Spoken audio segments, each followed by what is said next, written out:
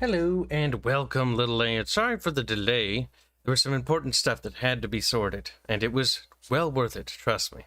You will reap the rewards of what we have done, but in due time. So I hope you're all having a very good day, little chat. Again, apologize about the delay, and that's a bit later than we normally go. But Mondays, remember, Mondays are always going to be weird days, because I've got secret stuff I can't talk about. But I can say that I'm doing secret stuff. That is all you can know, chat. That is all you get to know. I've yet to reset the Mun counters because I didn't think I'd get too many donos today. But I should have done that, so that's my bad. And we have a new member. Thank you very much, Borgar, for becoming a member.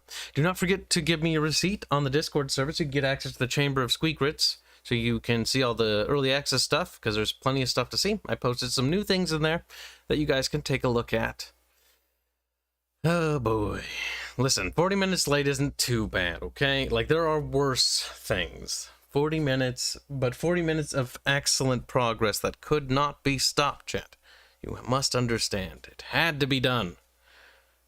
It had to be done. Because if it wasn't done then it might not have ever been done. You know, it's one of those situations.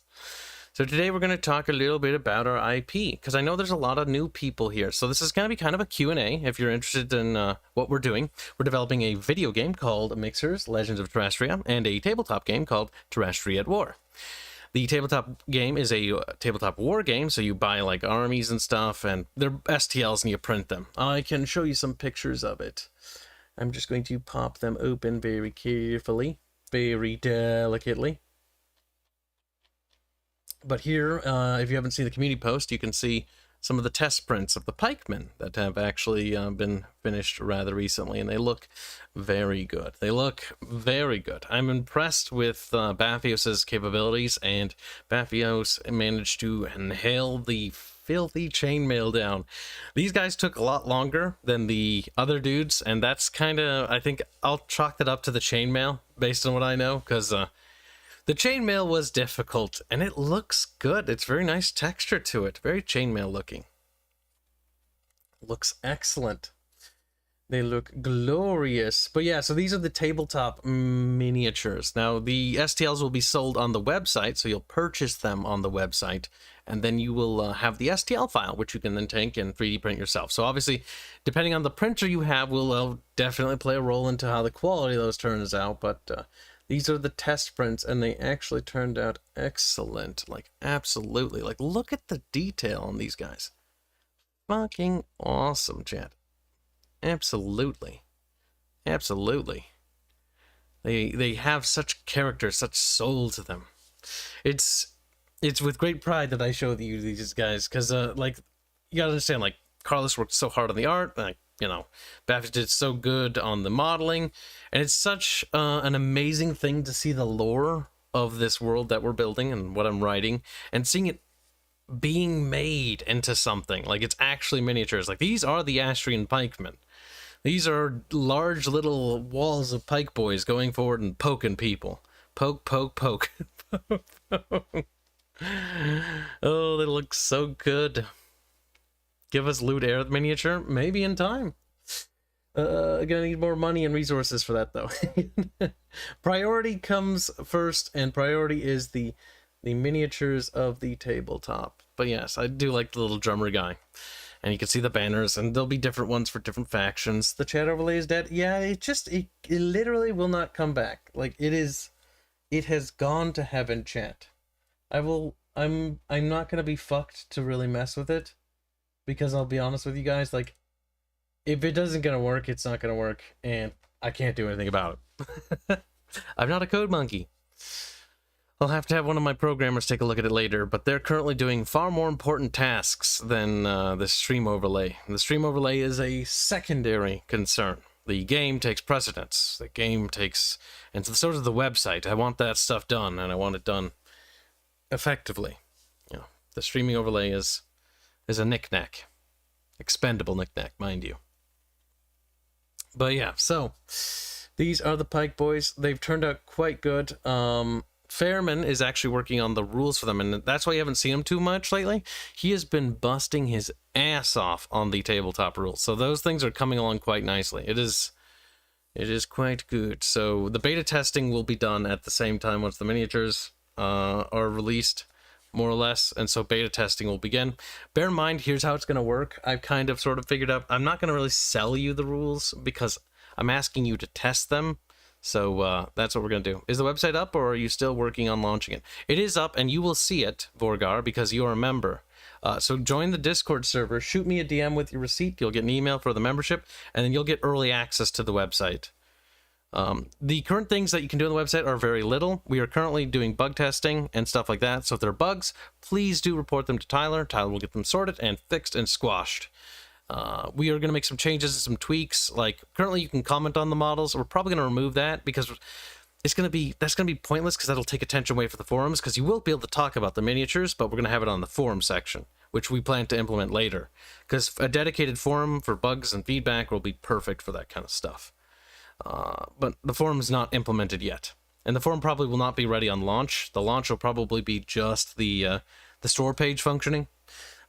All that's on the store page right now are the Bickering Bunch STLs, and the Bickering Bunch STLs are all free, so you don't have to pay for them. You can just click purchase, and there's $0.00, and it should just email you the STL, and you should be golden. If there's any problems with that, do let us know immediately so we can get that sorted and get that rolling, because we want to make sure everything's rolling. But yeah, no, the website is available for closed testing. It will be released publicly, so there's no harm in waiting at all. So don't be shy on, waiting if you don't want to donate to get in early, because the donators, like I say, we're cruel to you. Like, your generosity is rewarded with cruelty. We basically, you pay us money, and then we're like, oh, that's right, quite nice, a hefty sum of cash there. Thank you. Couldn't do it without you. Now get testing. Cracks the whip. I know it's a bit of a inverse of what you'd expect, but hey, you get to test it early, so you get to be part of the development process. Isn't that fun? It's looking pretty great. I know Bafios did an outstanding job with Carlos's artwork. I will show you some stuff that you get to preview here early. About some of the progress of the opposing faction. This is the miniatures you saw there were the Astrian Empire. Here is the Nephiric Horde, and I absolutely love what Carlos has done with them. Like, these are the overhauled designs. They look absolutely glorious. Like, these guys are... Now, bear in mind, at this point in history, in 1022 AE, like, the Nephiric Horde is no longer just like a ragtag horde running around, romping around, beating the shit out of Astrians, or more or less just going around their armies because they're dicks. But they now have, like, what looks like proper standing dudes. Now, I do want to point out that the lamellar, like, bone armor, I gave it away right away. He's not wearing actual lamellar, like, little plates. That's bone. It's sturdy, but, it breaks and it's quite brittle, so it'll blunt a blow or two. That'll be reflective on the tabletop. These guys may look tough, but they're not actually as tough as you'd expect them to be. Because the Astrians are kind of like, army-wise, we're going for is the Astrian army is like they're well-rounded, they have very powerful magic, some of the most powerful magical spells in the universe, but the other armies have very different strengths. Like, the Nephiric Horde is very fast, very skirmishy, very annoying, very... lots of little pony dudes that ride around fucking shooting. And I hope that the miniatures will capture the fact that the little horsies are tiny. But Kibs, we pay you. Why do we need to work for you? Gets whipped. Okay, I go back to work. Good. Yes, you understand your place. The position is quite simple, chat. We are indie, so therefore you must suffer. Suffer as I have suffered. Oops, I just started typing. Let's stop doing that. And just to review some previous designs so you can take a look. These, to give you a better idea of the visual language of the Nephiric Horde, you kind of can definitely see, like, there's a bit more obvious, like, with the bone armor. This is one of their heavier infantry. Heavier, I'd say. They can't quite go toe-to-toe with enemy infantry, but there's ideas behind being able to switch out their armor types, and that'll be reflected in the lore, or in the game, and that'll have different point cost values for troops that have different types of armors. So, you got leather, and then you have, more of your traditional Nephiric bone armor. And you can sort of see the differences there, and then hopefully that'll be properly reflected in the game. They look quite cool. Here's one of their spear boys. Oh boy. Now, we had some really cool stuff, and I'll show you this too. So that's kind of the progress with the tabletop war game. Tabletop war game is probably definitely not probably, definitely going to be done before the video game. Simply put, it's just a simple project by comparison. Funding and resources. This is one of the benefits, by the way. The foundation of the video game is also the foundation of the tabletop. I was very careful about how we did this when we tackled two projects at the same time, because I wanted to make sure that if we did one thing, that it served, you know, the purpose of two. That if something is done for the video game, it also serves as a benefit to the tabletop.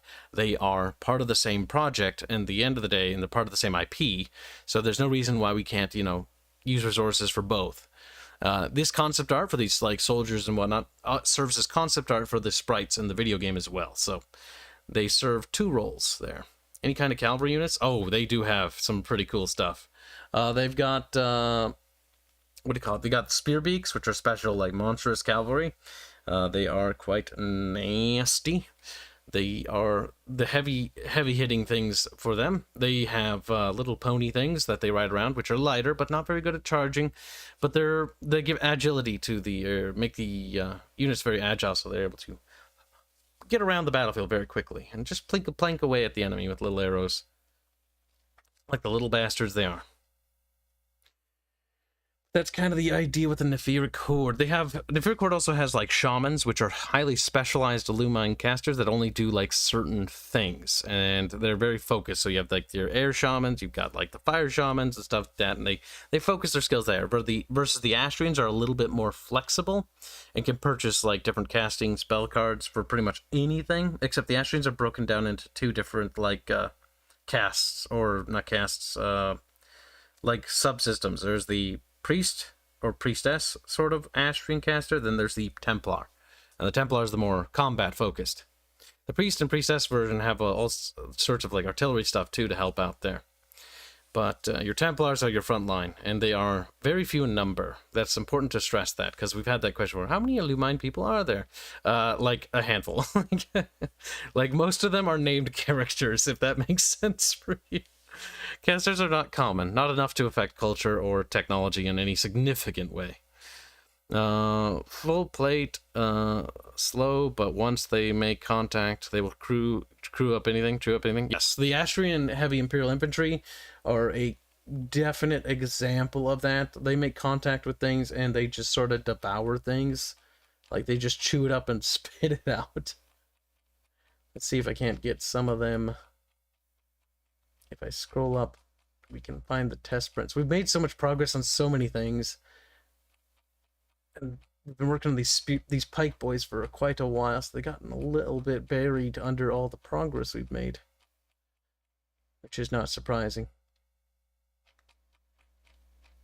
Criminy crickets.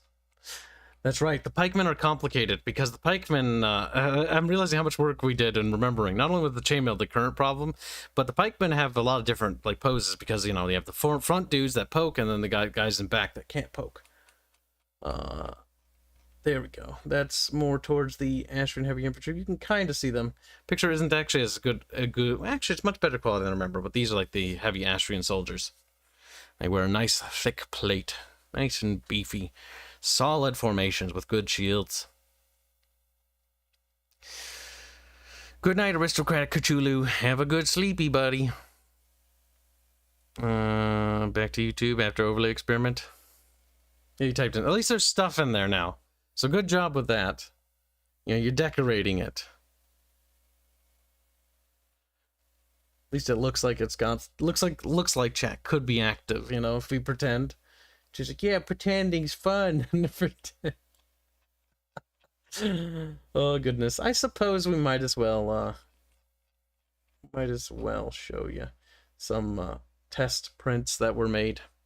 There's some of the Bickering Bunch mini stuff that's available. You can see that there's a test print of a modified version of Arjoli murdering Aerith. Horrific, might I add. Horrific war crime. These are more or less the ones you can find that are currently available on the website. To give you sort of an idea. And there's the Hanse one and other ones. These ones will probably be the first ones to be added that are pay, by the way. So I'm going to go through these real quick. These are the video game minis, and they will have tabletop stuff, so they will be viable on the tabletop, says Heroes. Probably not Celeste, considering she's like 12 years old, and she probably can't do anything in terms of combat, so there's that.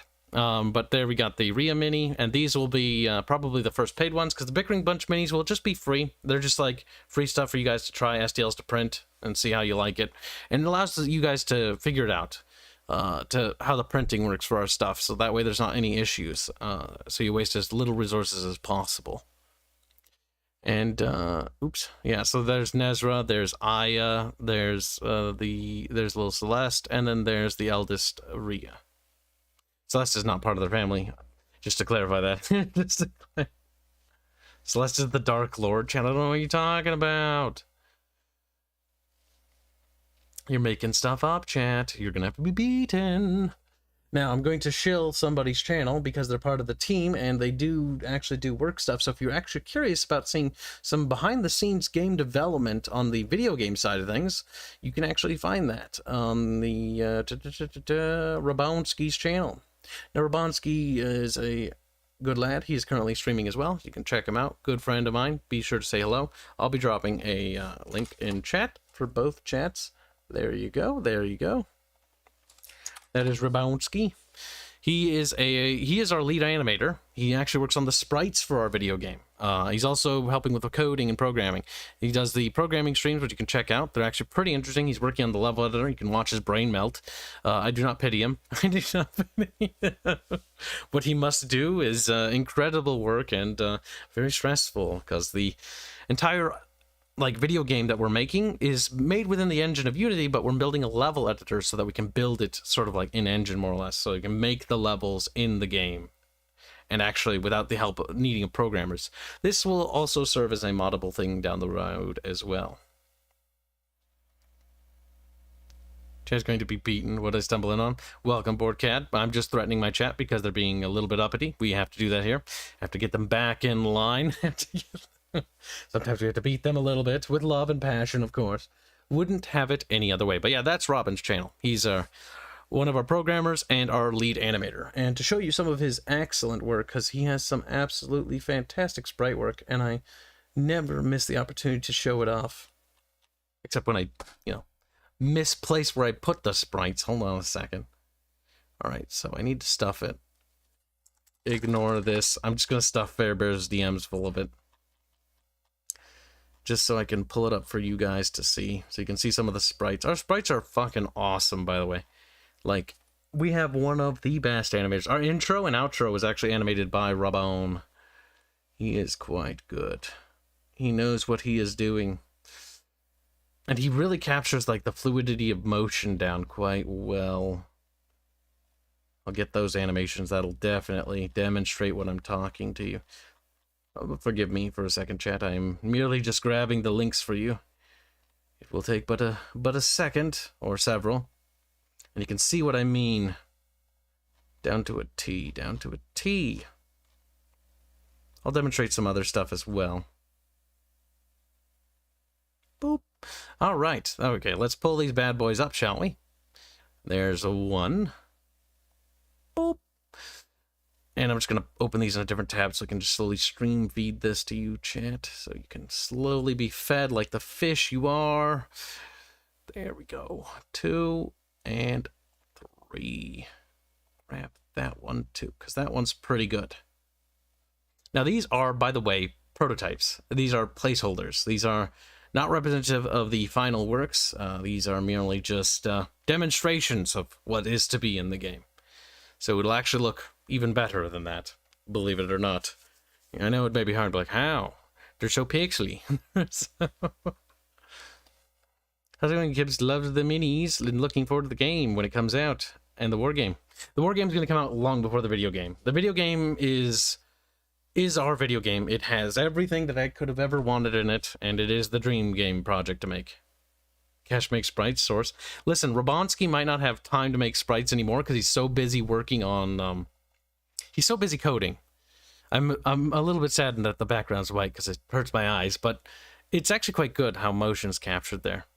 This sprite here is literally just reacting. But the idea is that the damaged sprites will get damaged, and stuff like that. And they'll have damaged states, and the portraits will be reflective, so they'll be dynamic.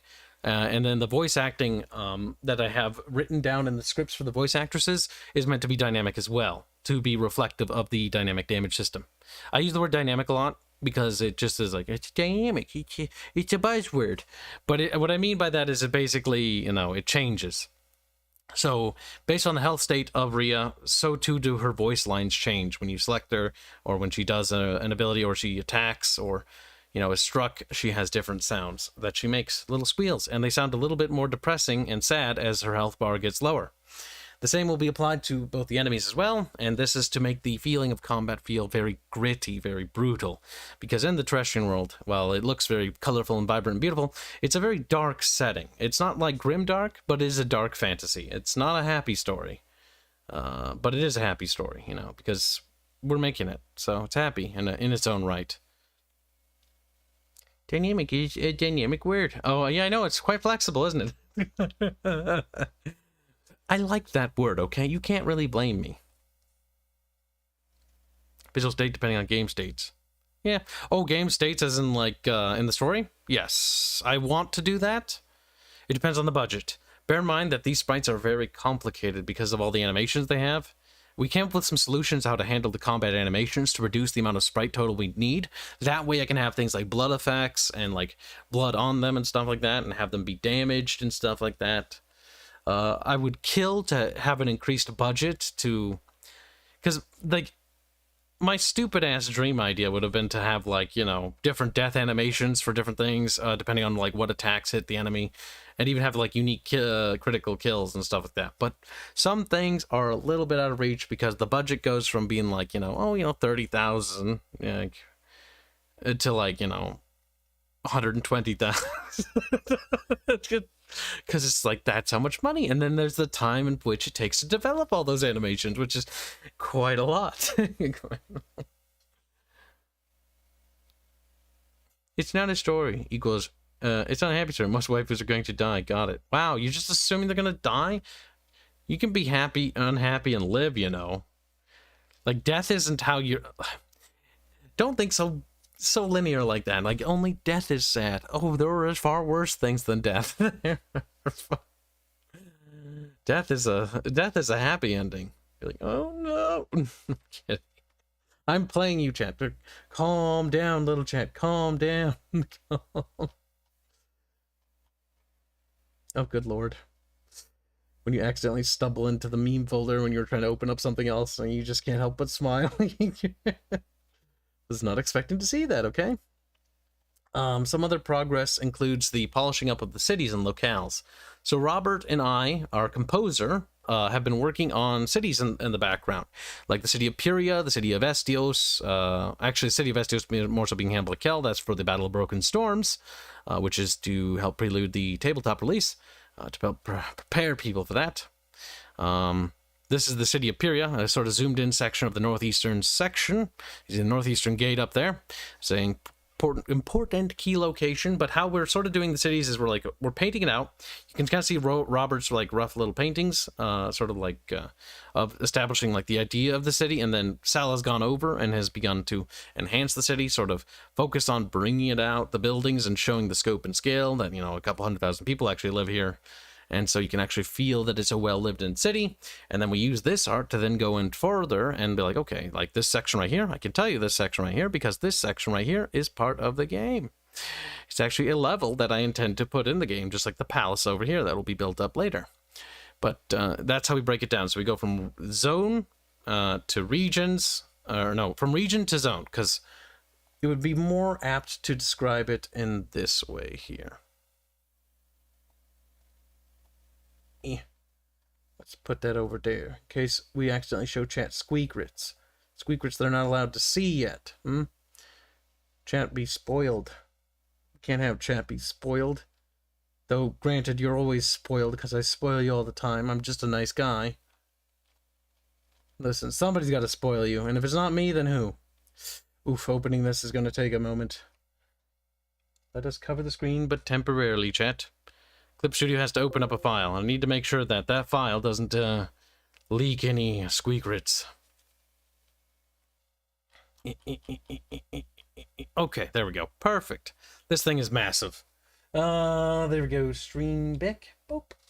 Perfect, perfect. All right, so this is kind of how it breaks down. So here's like the world map, right? And these are like the different locations. I doodle on it, artists go over it, and we sort of go back and forth until we sort of, you know, flesh it up and expand it. But here you can kind of see, like, okay, this location of Pyria, this location of the city of Helios, the ancient capital. There's the city of the Sanatorium, the Riviera.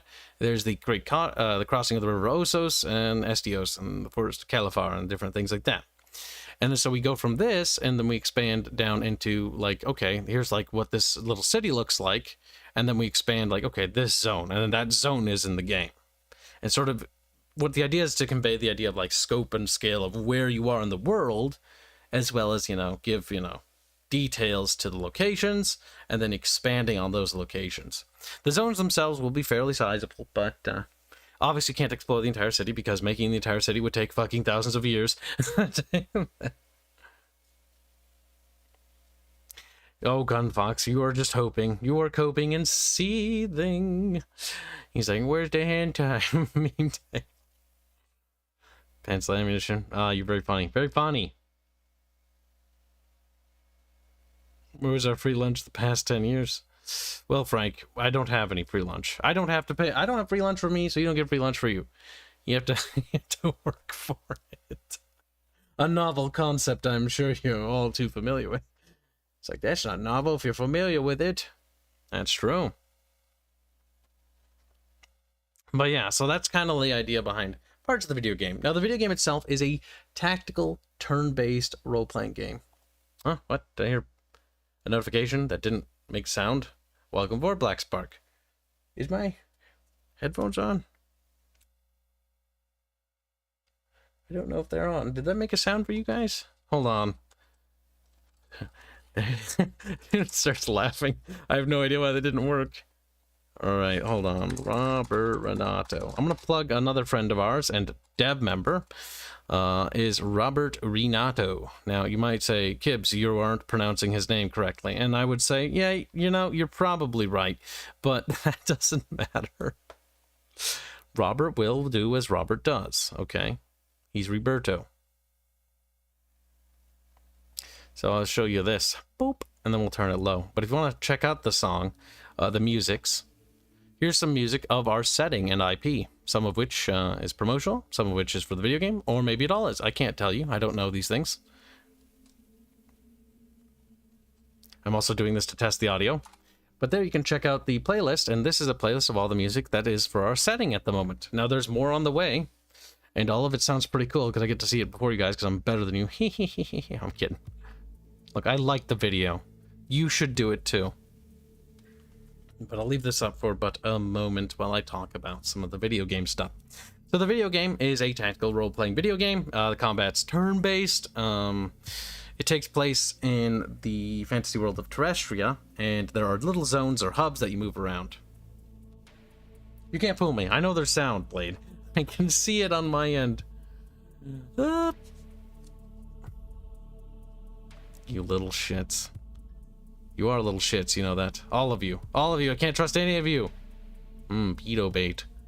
Don't say that. That's weird. Now I feel sad.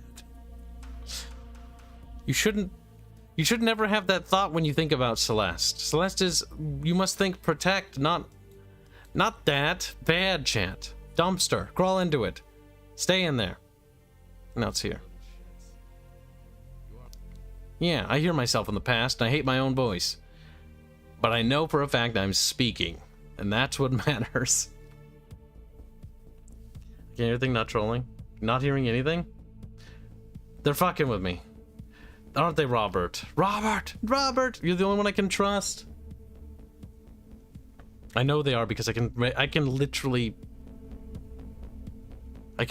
see it. Register, chat. You are bad. You're bad for lying to me.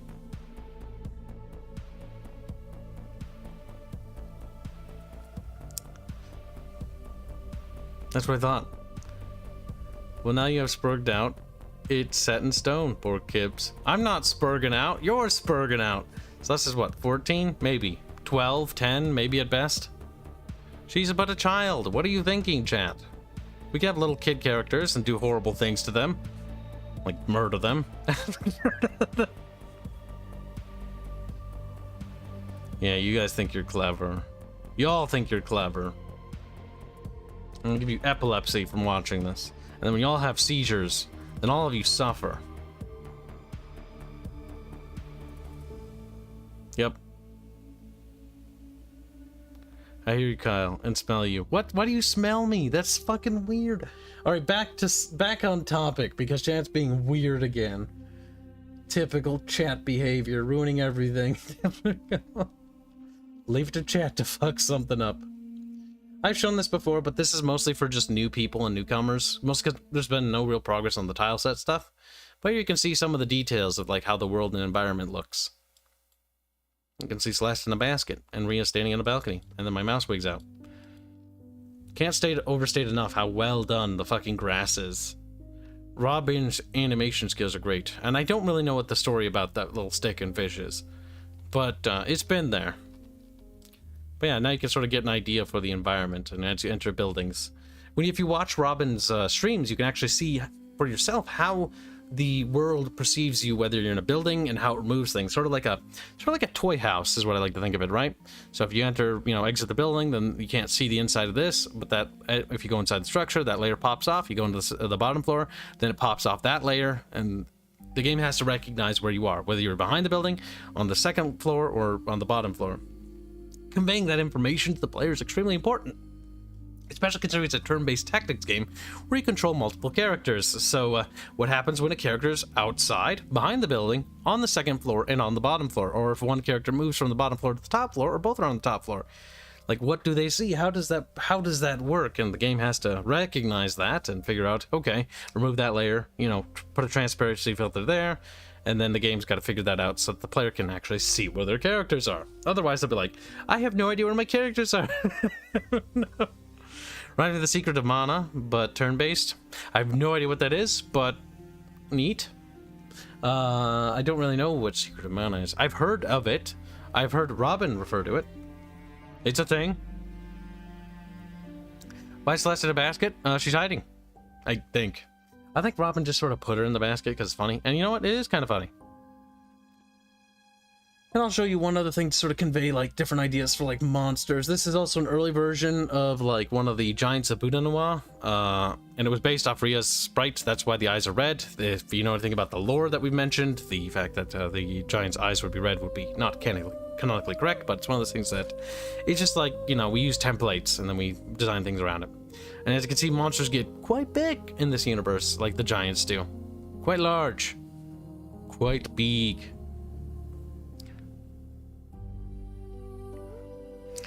Looks like Celeste is a real basket case. You know too much. I miss Fat Earth in a box. If you look enough through the artwork on our stuff on the Legend of Treasure thing, you will find Fat Earth in a box. She is hidden. She might be an Easter egg at some point, where she floats down a river all sad like. Here's an example of some structural size designs. Now this is before this temple got much larger. This temple is actually quite big now, like 3 times its size that it is now. And this was just an example of like, okay, what's some of the biggest structures? And we realized that the bigger structures won't actually all fit on screen, so there's no way you can really see it all. And that'll kind of roll that way. But there you can kind of see how big some of the structures are going to be in our setting.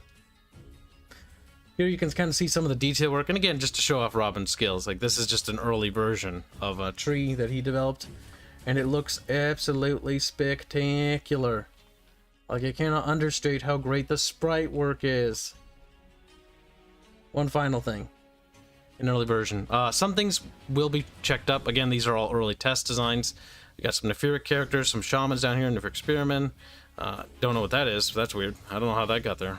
Big thinkies. Yeah. You can see some of the detail. And the characters really do come together here. Because our concept art is actually done by a fantastic artist by the name of Sally, who spearheads the character concept art. I'll show you Sala's stuff first. That is a very lewd picture, Sala. Why did you put that in canonized art? You fucking degenerate. Oh yeah, my artists are a little bit crazy. So they do things, and I have to basically wrangle them. Basically. I mean, it's true, though. Like, there's no lie in there. That is a genuine truth, chat. I have to wrangle them. Otherwise, they'll get out of hand and go crazy with power. We can't allow that. But yeah, this is like an example of a character concept design. This is of the Empress Syra, the mother of Rhea and I and Nezra. Given a box would pop up from the bottom side. Wow. Rude. But yeah, I hope you guys liked the designs. And let me know if you have any questions, by the way. Because now that I've kind of briefed you on the overall project, you can ask questions if you'd like, just at the Bickering Bunch, and I'll answer them to the best of my abilities. But yeah, so the foundations of the game really boil down to, like, okay, we're making a video game, and we got to make sure that, you know, all the assets go both ways. So it's important that everything lines up and that we're never developing things that aren't necessary. And if we are developing something, it serves a purpose or a function for something. Because resources are limited.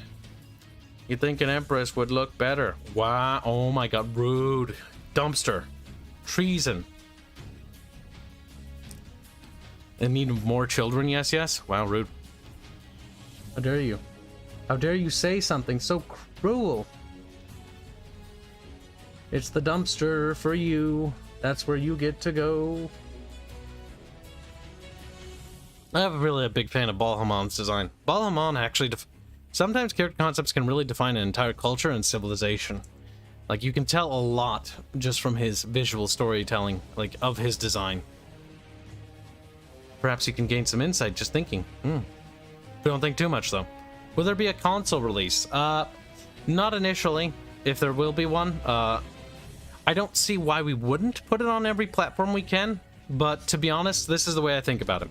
My only concern, primarily, is PC first. This boils down to the fact that I want to have as many enemies on screen, as many visual effects as we can to make things look cool, like the dynamic lighting casting system for the pixel art to sort of simulate sort of like a dynamic light and, what do you call it, like sort of ray casting system for the sprite work. That's to create a very cool visual identity to the game. That stuff can actually become slightly taxing on consoles, but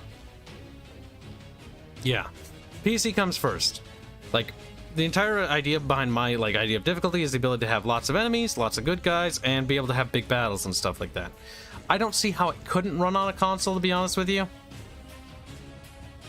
But you never know. But yeah, no. Primary focus, PC, number one. If we can port it, we will port it. No excuse. No excuse whatsoever. No exclusivity deals. Nothing of that sort. We're not gonna do that. That's against our company policy. Do ghosts exist? And if so, do methods that enable them... What? This is a very weird question. Enable the live-in use of them for their own... Shadow Turtle. You always ask the weirdest question. You know that, right? Very hyper-specific. I'm not going to answer that one. I'm not going to answer that one. You gotta think more broad-scopy. Do ghosts exist? I don't know. Are there ghosts? What's a ghost? How do you define a ghost? Like, that's too broad of a question, because what is a ghost? Every society has a very different view of a ghost. Is it a little dude wearing like a little spooky cape or something? Is it woo?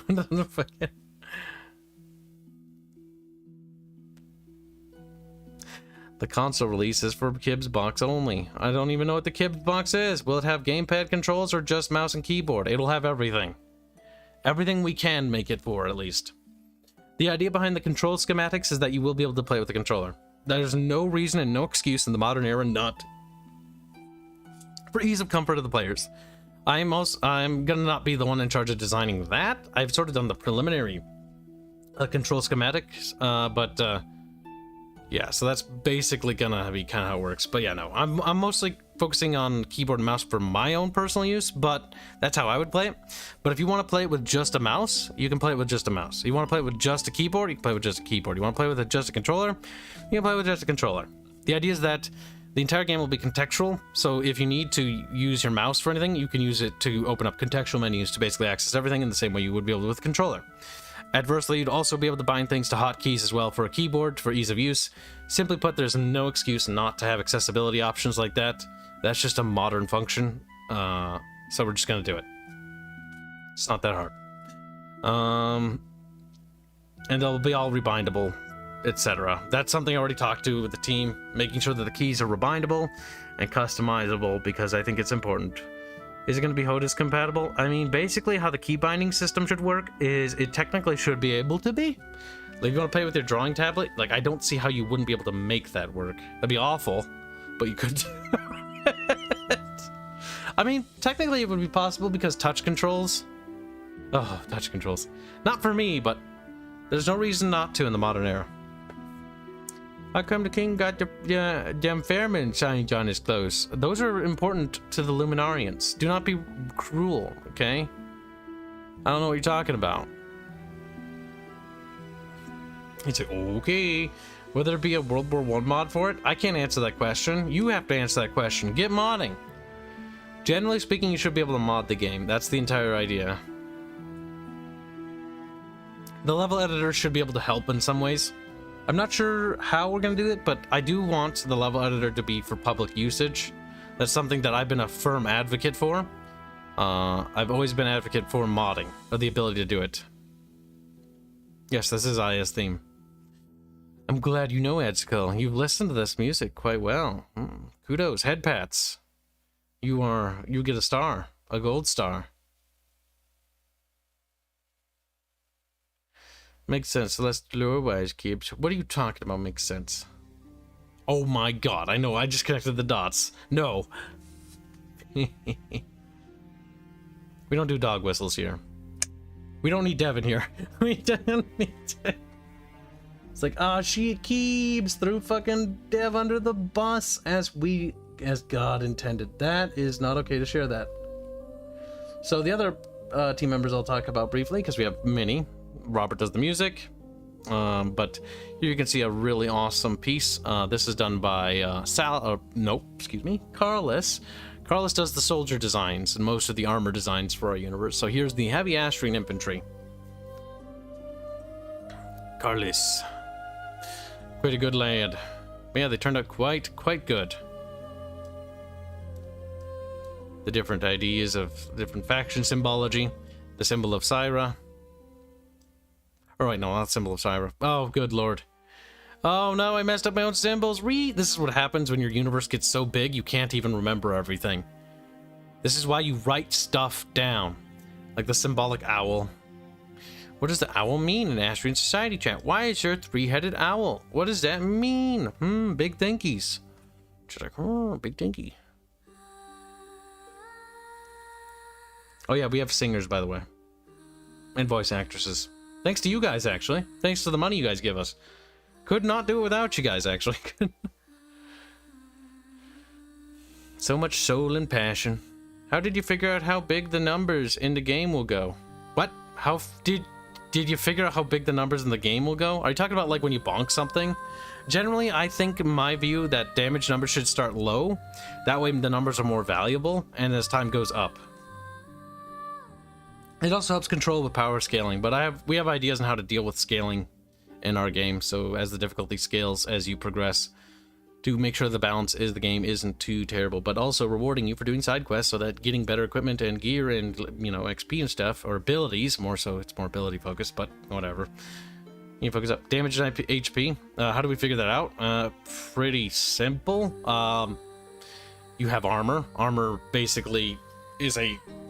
what do you call it? It's a thing that helps negate different types of damage that's incoming. So, plate is good against different types of whammons.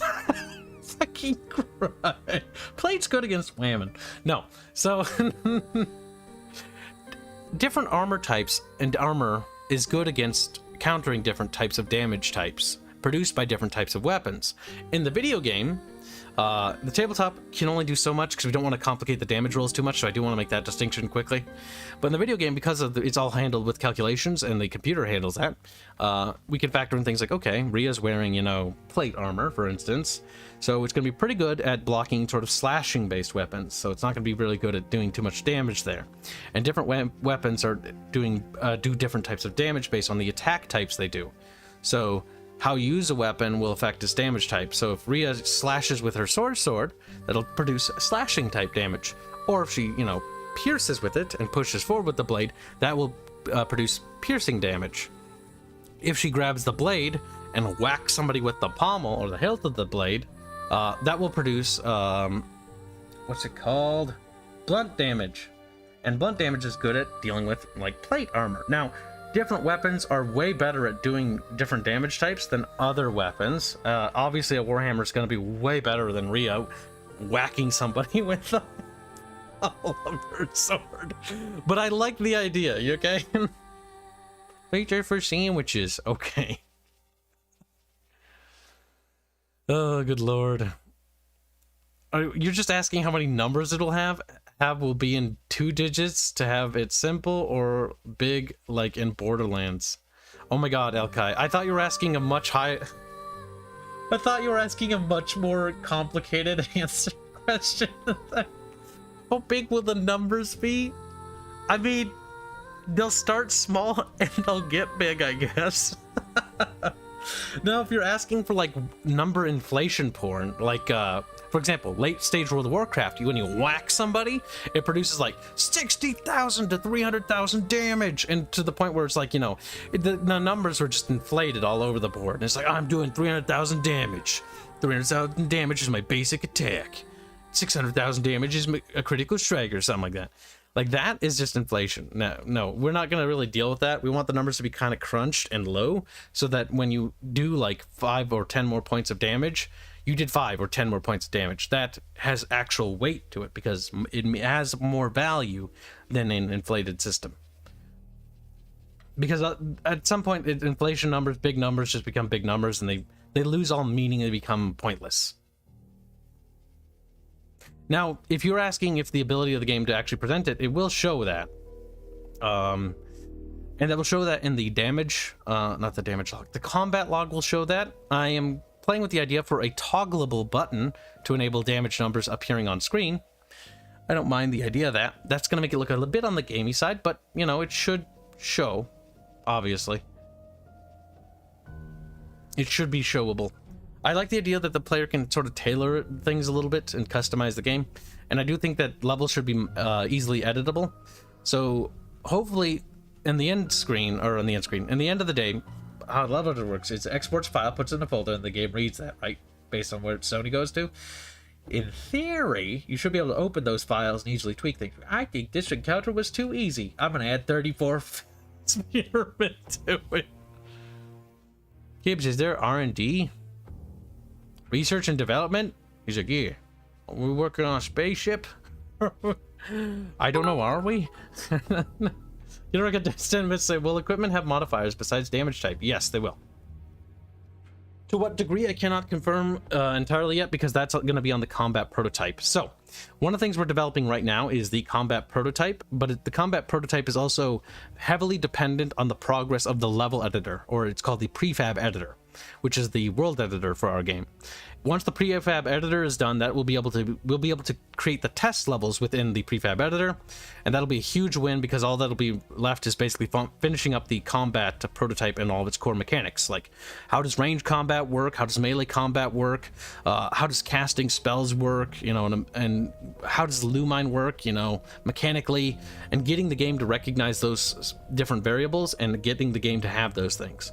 Then it's going to be about starting to formulate the actual game itself and getting the characters down right with their abilities so that it creates a effective and fun and interesting synergy between the characters. Because the idea behind the casters is I want my casters and the characters in the party to create sort of synergy between them so that they play off each other. Like having them in the party actually affects each other. They can work with each other on different things to take down targets, doing different types of damage to, you know, deal with enemies.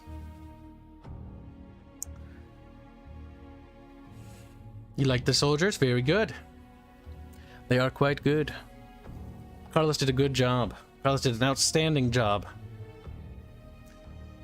Would you be open to an RTS strategy game based on this universe, maybe by a third party? Open to a third party? I'm skeptical. As a for a strategy game, yeah, I'd be open to it. Like expanding the IP, I'm open to the idea, but it'd have to be collaborative. Let me put it that way. Like, I first want to have one game under our belt, and I want the tabletop functioning before we start, you know, getting collaborative projects like that, even thinking about it. But I expect a certain level of quality control at the minimum. It must be certified. There must be some sort of control to guarantee quality, because Battle Damage Studios, our goal is to produce the absolute best we possibly can. Nothing short of the best we can do. And I want that to be a universal thing for anything of this IP. It will be of utmost quality, and quality is the core focus. The player's experience must be the best we possibly can do. Doesn't mean it has to be, you know, perfect, but it's the best we can do, reasonably so. Get a Rook donates 10 bits to say, any chance of you pinning the link in Chamber of Squeakers for the website, to the website for the minis? Yes, I can do that for you right now. I can't show you guys the website yet, and if you have access to the website, you cannot share it. Or, well, let me put it this way. I ask you not to share that. You can do whatever you want, you know, to spite me and be a little prick about it, and I'll just, you know, castrate you with a brick. And then you'll feel really sad about it. Then we'll know who's boss. It might have been pinned already. Make sure you do check the channel pins. There you go. It has been properly pinned. Robert made a really cool GIF out of that Celeste song. There's so much you could learn if you just look at this picture. I wonder if you learn anything, chat. Bit strange. Big dinkies. Hearts of Iron 5 and Legend of Terrestria. Hearts of Iron 5 Legend. I mean, if they, once we advance the setting to the Victorian and the industrial era, and when we get the ability to produce tanks and planes, so yeah, sure. What kind of monsters are there? Now, if I don't answer all the questions, like, do keep asking them, because they just get buried. Kibs only one person, one brain, can only focus on so many things. I'm not gonna... What? No, I'm not gonna read that one. What kind of monsters are there in Terrestria? Is it generic stuff like orcs, or are there more unique stuff out there? So I wanted to avoid the Tolkien stuff, because I like Tolkien's work a lot, and I am very much inspired by him. Inspired by the fact of how he created his universe, but not the universe itself. I have nothing but absolute respect for what Tolkien has done. In fact, I consider him quite revered. But I do not want to simply just copy what Tolkien did, because that is, in my opinion, not interesting. Everybody's done that. That's boring. We have no excuse to just make orcs. The Astrians can't just be, you know, Romans, so the culture, you know, and how we made them is very unique. And that took a lot of time because, well, Romans are boring. Like, everybody's done Romans. Like, I like Romans. I love Rome Total War. I'll play it any day. Romans are cool as shit, but, like, if we're making a new setting, let's do something new. Let's try to freshen it up a bit and, you know, think outside the box here a little bit. And so when it comes to how we did monsters and other races, we basically did them completely differently. How our world perceives them. And I am actually pretty happy with how we've done it. It has a very unique flavor to it. But we've kind of shown some of the monsters. Now, it's nothing too fancy. Like, you know, there's a little zombie-looking fellow there. But when we actually show you, like, the things like the Gardacar and the more stuff of the Bedouinois, or the Windlords, or the various other, like, things like the sea parasites and stuff, that'll be quite interesting. Or the Krubs. And their society, as well as some of the other, like, big bads of the universe. We'll call them big bads. But it is definitely an epic, and I do believe I have the skill to pull off an epic style story, so I said, to hell with it. I'm going to do it, and I'm going to give it my best shot. And it's been an absolute blast doing so far. Don't forget the crabs. They're not crabs, they're crubs. We decided they were crubs. Are there any plans for lore books later on, perhaps? Oh, good lord. With the stuff I have, I could probably make several dozen books alone, just off the House Valen dynasty line, and the various characters and their history. As we found with Kanar, the world is huge, and has become only more massive with every little short story I've added. It's just made it bigger and bigger and bigger and bigger. I do have plans to start showing these short stories in sort of like constructed formats for you guys, with actual like artwork to represent it, with fully voice acted narration. But I'm at a point where this is actually something that I'm at a loss of, and it's like, where to start? This is the thing that always has been my weakest aspect of anything. Where to start? Where to start? Where to start with anything? Starting is always the worst thing, in my opinion. But once you get going, oh boy, you can't really stop, can you? You just keep going. It's like, where do we start? And that's kind of like the issue I'm having right now. It's like, I have a ton of really cool short stories that would be, I think, absolutely epic to do, but I don't know which one would be the most prudent. Like, I feel like it should be something like a good introduction, you know, to the setting. Warsmith Hanse asks, probably answered this before, but do you only play with pre-made characters, or do you get to make your own? For the first video game, it will be pre-made. I'm kind of the opinion that pre-made characters are better for the sense of world building and storytelling. Just because I can create a better woven story and make the decisions they have carry a lot more weight if you're controlling a character and the decisions they make are something within the rationale of making. Now, you do steer them in a direction, and the direction will have ramifications on both the world and that character themselves. And that's kind of the idea I had, because I felt like it's much more interesting if the character has a pre-established history. You know, like when you take control of Rhea has Nezra and Aya and her younger sister. She has a family, she has a legacy, she has a lineage, and she's very much tethered to this world, and people know who she is. She has maybe not a new history because she's fairly young, but her family has a history, and her people do. And so that history and that culture is all infused into that character. It makes them feel like they're much more attached to the world. And I like that in terms of storytelling more than I think that the free format character. I do want to make a pen and paper system down the road. I'm open to creating that at some point. Because I do want people to actually enjoy the world and explore it and create their own custom characters. In the same vein that I also want the Terrestrial War stuff to have customizable lords. So you can create your own like sub-factions or like lesser houses and stuff. And be able to insert, you know, an element or an aspect of yourself into the setting. Because if it is, after all, a setting that I hope people can enjoy and have fun with and play with. Because it's meant to be played with. And there's no reason why you shouldn't be able to have fun with it and explore it. I have created it like a cake, is how I like to think about it. Like a big cake. Much like my throat, which is dry as fuck. Cakes are moist, which isn't like my throat. I need a drink, hold on. I've been talking all day, mind you. I've been working around the clock on stuff, so you'll have to forgive me if I sound a little bit all over. That's kind of how I am these days. Kind of have to be. We gotta be making sure we make lots of progress on several dozen things at the same time. Everything's in motion. Oh god, that helps. Ooh, is common the typical language of all nations, or you gave phrases for each? Okay, so there are different languages for every culture. However, for the sake of the video game, I did standardize some things, like the currency system. Technically, you can play with the game how you want. I'm open to the idea of a modder, maybe even helping a modder down the road, like implement like the economy system of the actual world, but that would be hyper autistic. Because there are certain societies where their currency is so devalued that the bartering is far more effective. It depends on the society, also depends on the time point and the setting. Oh my goodness. But yes, back to the cake. So I constructed this universe, the Mixers project, and I've been working on it since elementary school as a little kid, when I was playing with a sandbox with my best friend Tyler, who's my co-founder and our lead programmer.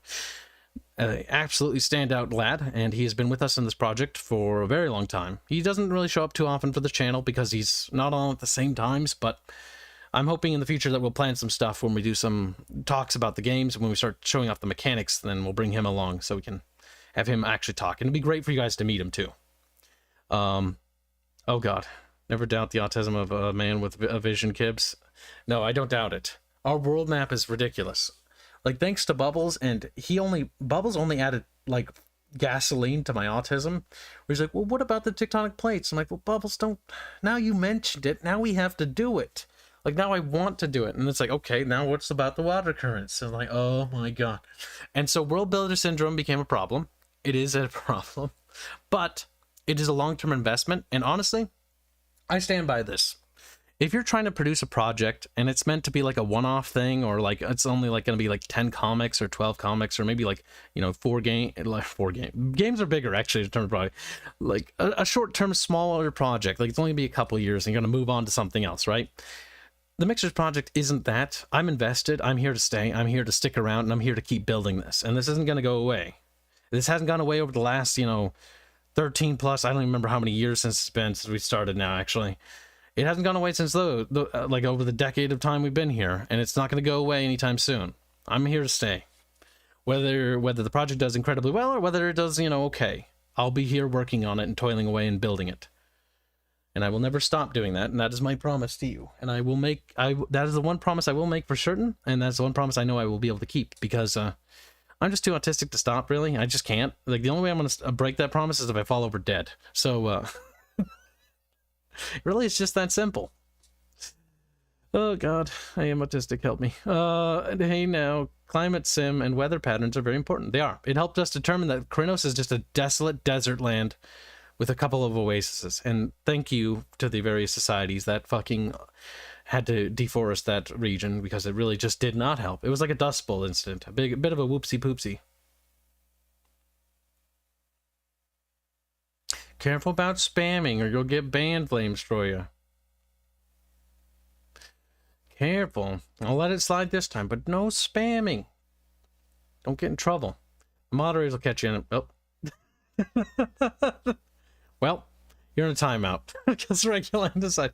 Well, you can sit in that timeout and contemplate your... I did try to warn you. So, I feel like I'm pretty fair in that regard. It's quite abrupt. Oh my goodness. I would be happy to have a game to play first and books later. Yeah, my primary focus is on the video game and the tabletop stuff. I would love to write, like, books for the setting. Like, the setting is huge. The Mixers project is huge. For context... God, how do I put this into scale for you guys? It's difficult to describe. It's not a little project. It's not like a little...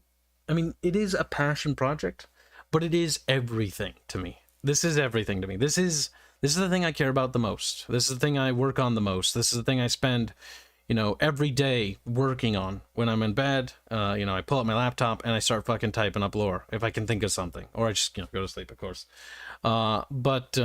If as soon as I get up, I come into the dev server every day I can.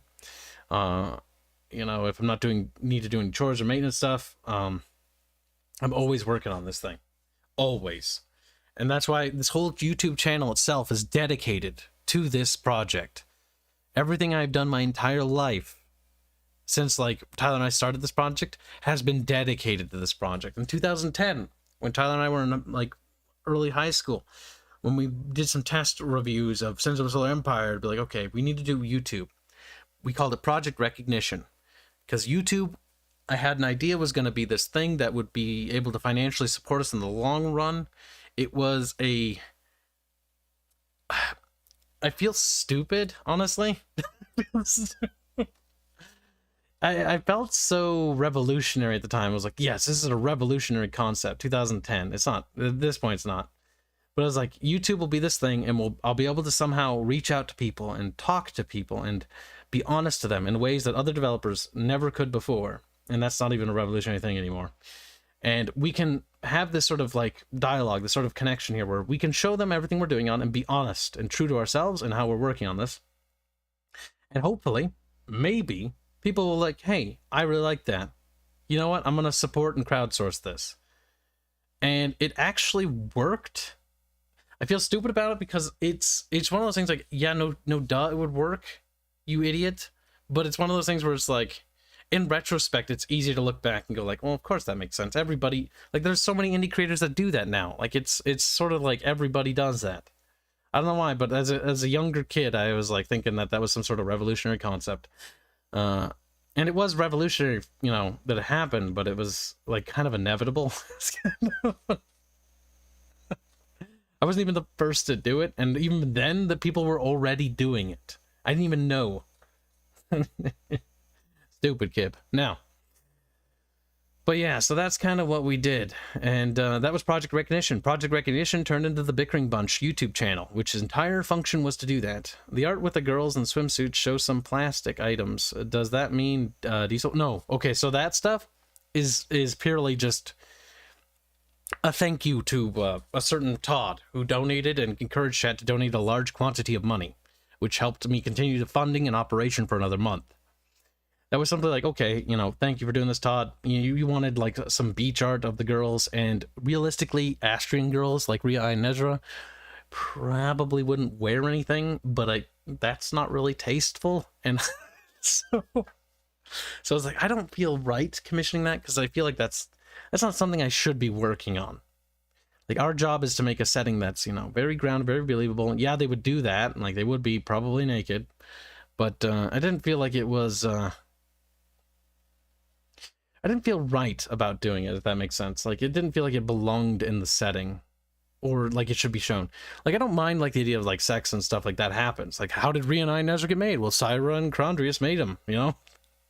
How else did they get made? But it's one of those things, like, I don't think the focus should be on that kind of stuff visually in the game design or in the visual storytelling, because I want the focus to be on the relationships between those characters and as they progress, rather than the, like, oh, you know, like, one thing that annoyed me about Mass Effect as a kid when I played it, because I absolutely adored the BioWare RPGs, to a ridiculous degree, honestly. And I give them a lot more praise than I really should. But I liked the idea of the romance stuff, and I was like, that's such a cool and novel idea that romance is a thing. That's been around forever. I was just an idiot. I didn't know that was a thing, okay? I didn't know. I was young. It's the first game I played that had those, like, proper, like, optional romance stuff. And then I found out that that had been a thing in RPGs for a while. Who could have known?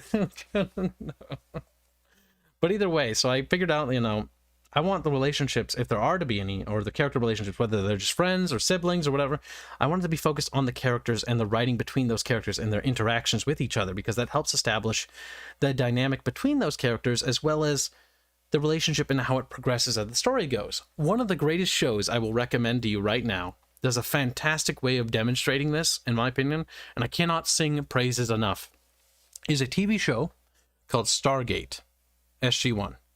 You should watch that show. This is an example of how I think characters and interactions between characters should kind of work. Like, having that chemistry where it just clicks. It's like, you know, the old Star Trek shows, you know, where the characters just click with each other and they work. Like, that's great. I want to have characters that work well with each other. Maybe not necessarily initially and all the time, but they have like a sort of chemistry between each other. Is it Stargate again? Bear, bear. How goat, fair bear. With merch, will there be action figures? With every premium feature imagined, soft goods, 150-degree single joint arms, swappable faceplates, and movable eyes for eyes, soft goods, the works. I don't think we have the resources to make something like that. Like, the best... Like, I'm surprised we've been able to make what we've been able to make, and this is thanks to you guys. But maybe down the road, I'm open to the idea. Never say no to something that you might end up doing in 5 minutes. Oh, goodness gracious, where did I put that? Here, while I try to drum up an example of the miniatures and what I mean by customizability, here's a fan art. Yeah, it was a fan art, because I didn't pay for them to do that. Sala did that on his spare time. Now, I do pay Sala when he works on stuff. Wait, no, I pay him monthly. No, wait, I technically... Sala! I'll start beating him. So, high-pitched Thai boy squeals can be heard. This is not canon, by the way. My artists like to have fun with the settings sometimes when they're decompressing. You know, they draw them, and we have an aged-up version of Celeste, and her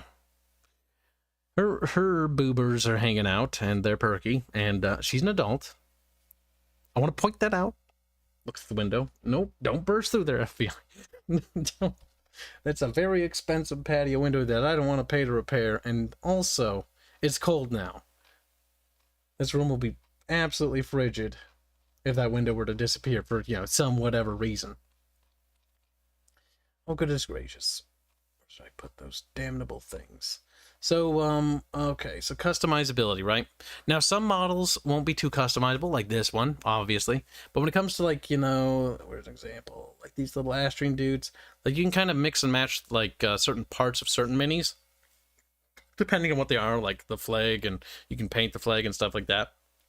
But when it comes to making more poses, or even making different versions of her, even with different clothing or attire, that is entirely possible because our miniature man, our 3D modeler, Bathios, he actually kept all the models so that we had like the wire mesh or whatever the fuck. I don't remember the technical terms. But basically we can repose them however we need to. So we can make more Rias. We can make Rias with different outfits. We can make Ayas with different outfits. We can make different soldiers, and we can create more poses as time goes on. We have the ability to do that, which is very nice.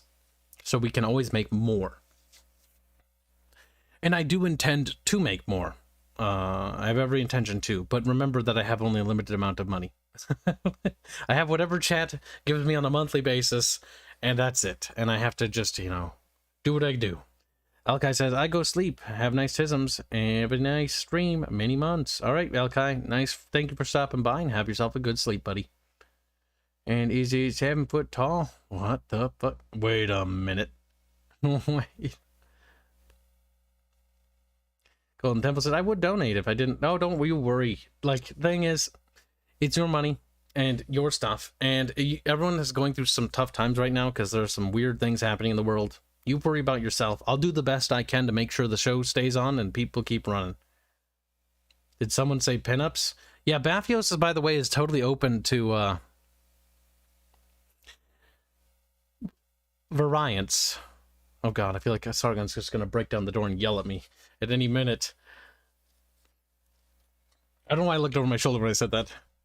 Listen, it's not how I pronounce words.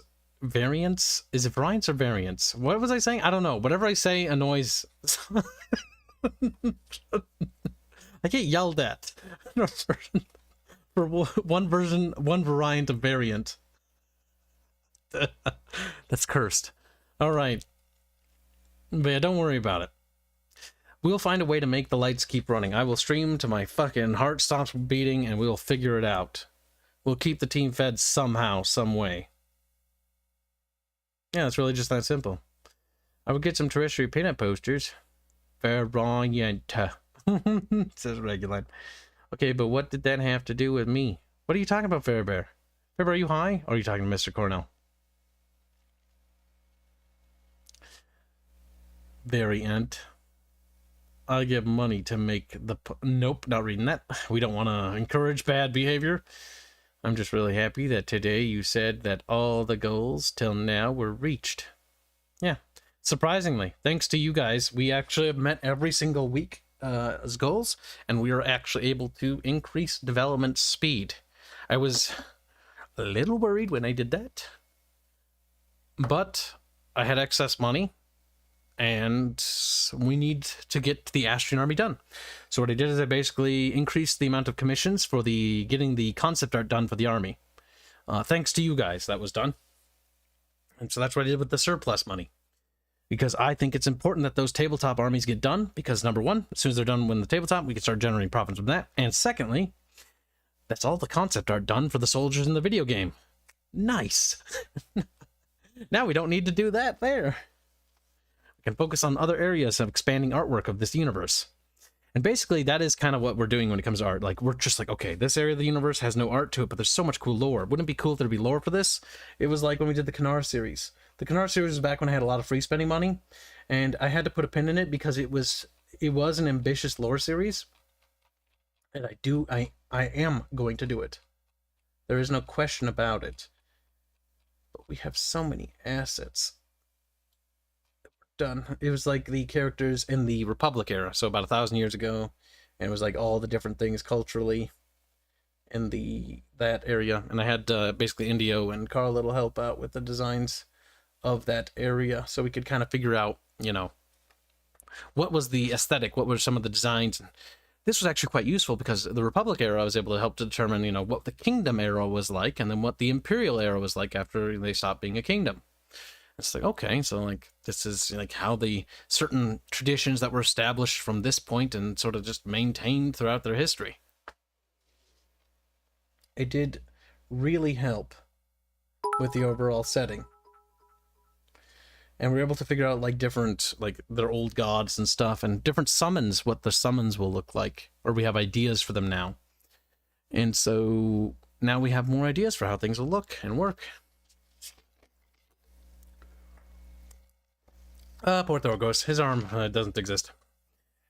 You got a floaty shield though. That's nice. Prequel stuff. When Kibs, I want my Julius Caesar as a woman. We don't really have a Julius Caesar character. Like, you can... There's definitely parallels I could definitely see being made to Ilos, Kanara's father. I could see that, actually. I could actually make several.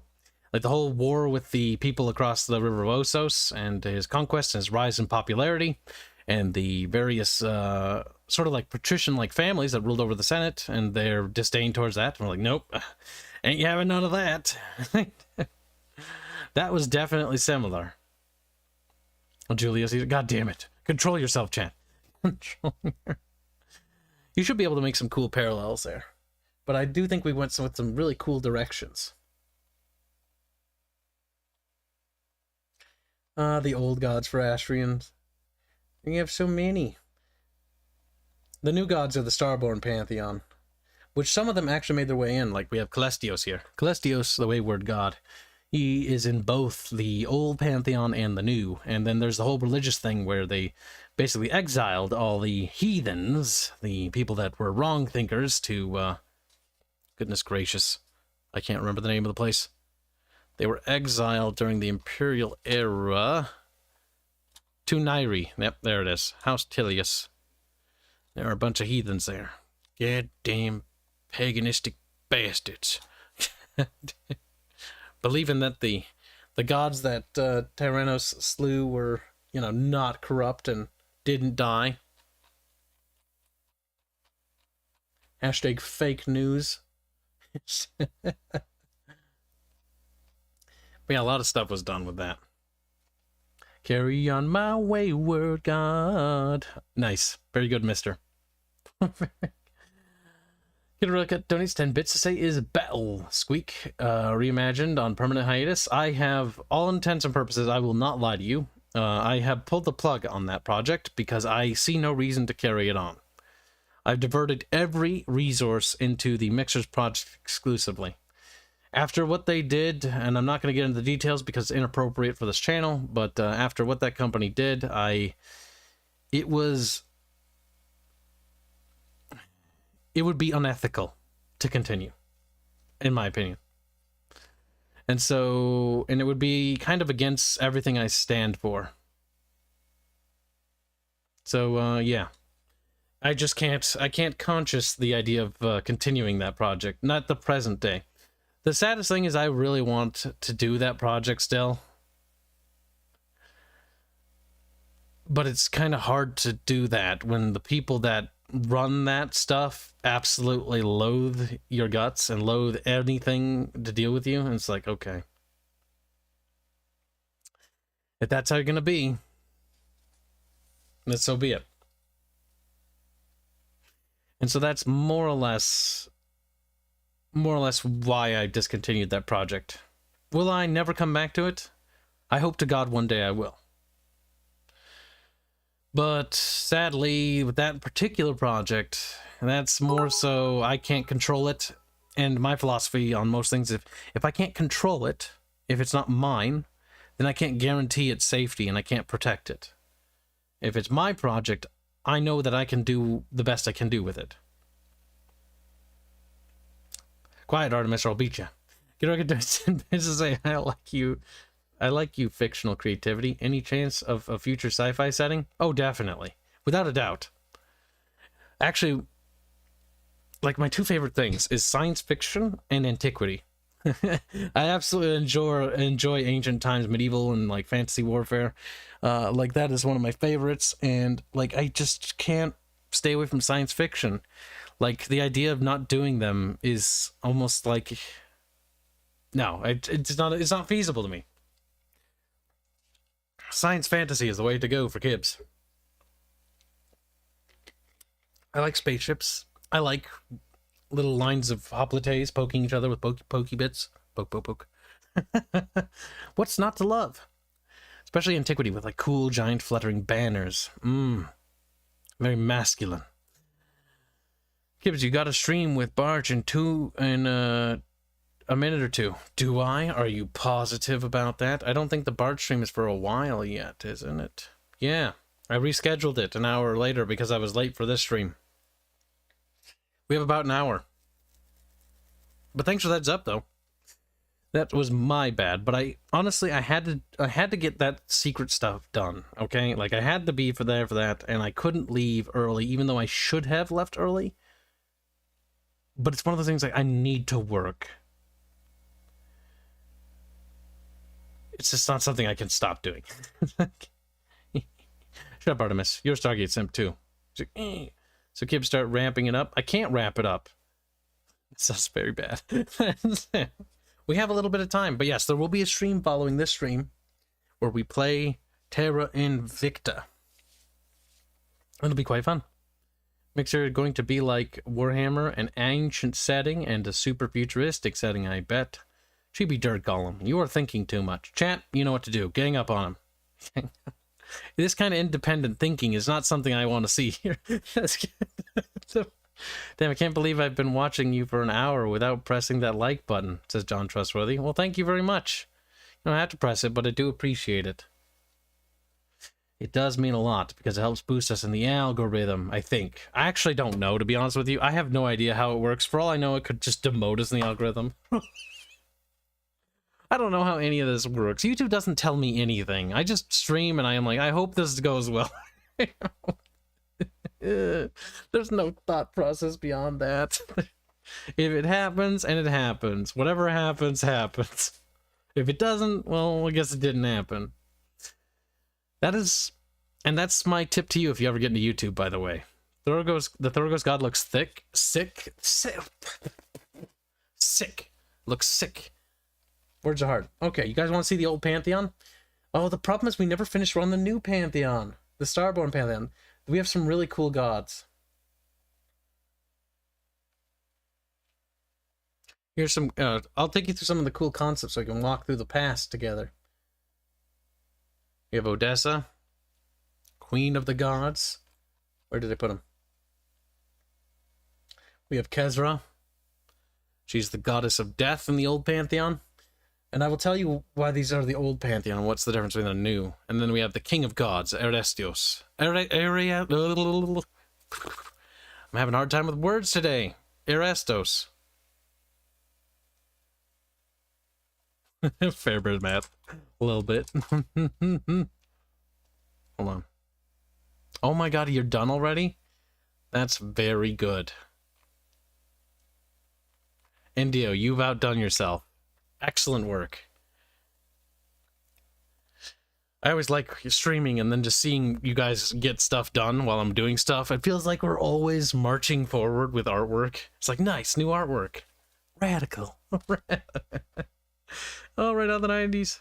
Tibson over Necropower? Hell yeah. Tibson's fucking awesome. I'd love to do a Tibson. So I want to do an entire Command & Conquer franchise playthrough and give it the purple symbol on our channel. If you check out our channel description, it says what the symbols mean. Purple symbol means it's a franchise playthrough. It means it's big, it's meaty, it's chunky. Be quiet, Gunfox. Or I'll pull off your little engines so that you're just a sad little 810. You're like, you know, just make little sad little wheezy noises. And yeah, so that's like, see some more of the old gods. This is like Thorgos. This is when we're coming up with ideas from him. Like he's the old god of martial prowess, and you can see that he emphasizes strength and the fact that he overcame his loss of an arm. He's a floaty shield. This is an early concept. This is what Odessa ended up becoming. She's the Queen of Gods. Very cool stuff. This is also Kanar era stuff, but during this period, actually, during the period of Kanar is when the Silver Prophet emerged, and when the Silver Prophet emerged during this period, there was a huge reformation and change in the culture of Astria. And there's also believed, or maybe it did happen, maybe it didn't, who knows, that there was a war in the heavens, and this war was between Tyrannos, the god of justice, and the other gods, because he viewed them as corrupt. And so he basically waged a war in the heavens against the other gods and slew them one by one, until the gods that were left and him created a new pantheon, and basically his children that he had became part of that new pantheon as well. But those that survived were inducted into that, and they were called the Starborn Pantheon. And the Starborn Pantheon was to be the new order in the heavens. But then the Starborn Pantheon were like, well, if all the old gods are corrupt, they look at him like, don't know if I can trust you. And so his eldest daughter, Syra, imprisoned him in the heart of Terrestria. And that's here he is, just being sad, protected by or guarded and watched over by a Helion that has an imitation of Syra's spear, the spear that was crafted by Brain. Remember the guy's name. There are like over 300 characters in this universe already, and I'm reaching the point now where I actually can't remember them all, and I'm terrible with names, and I know that. Was it Festo? It might have been Festo. I don't remember. I think it was Festo. It was the god of brilliance. He is a smart lad, a wise lad, a happy lad. Bit on the shorter side as far as gods go.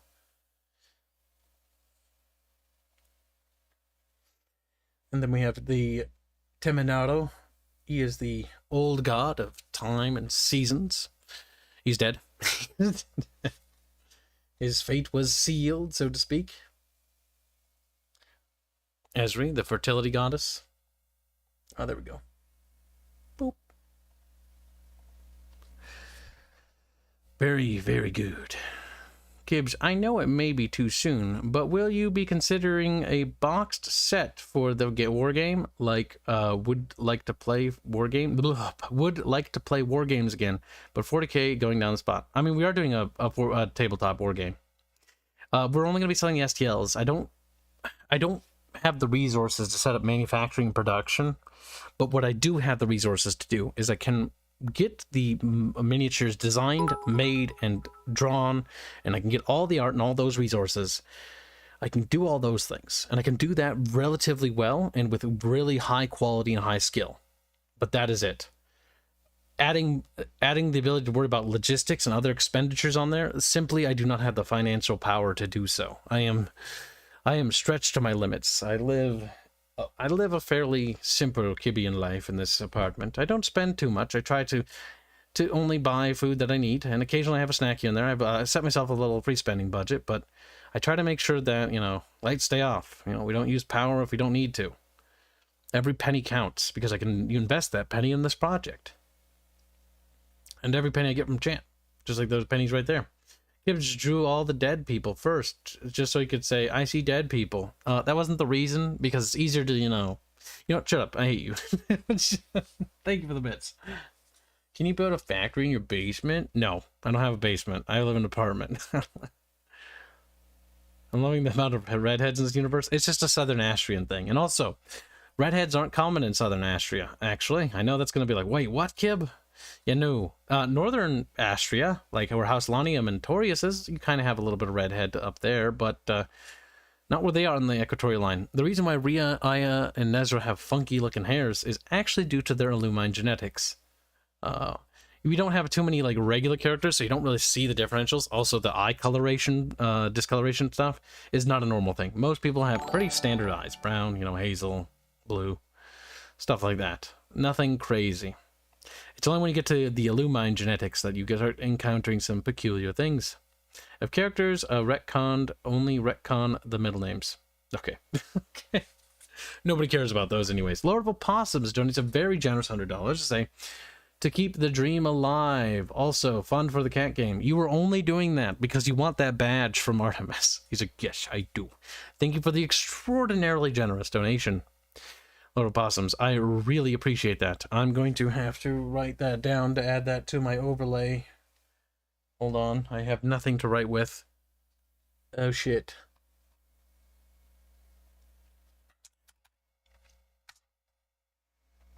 There, I put it down. I'm using Fairbear as a notepad. Fairbear is ringing at me angrily, but just keep typing some of his DMs for notes. Occasionally, Kibs go out to mugging some people. Only when we need to. I'll live in the northern then. I'll just migrate north. You guys are like House Torius and House Lanium. They're pretty cool. Yeah, I didn't reset the donos yet.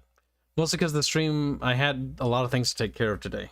But I will be resetting it for the next stream. I was already late enough as was. I wasn't going to delay it any longer. So I can notate what we have down.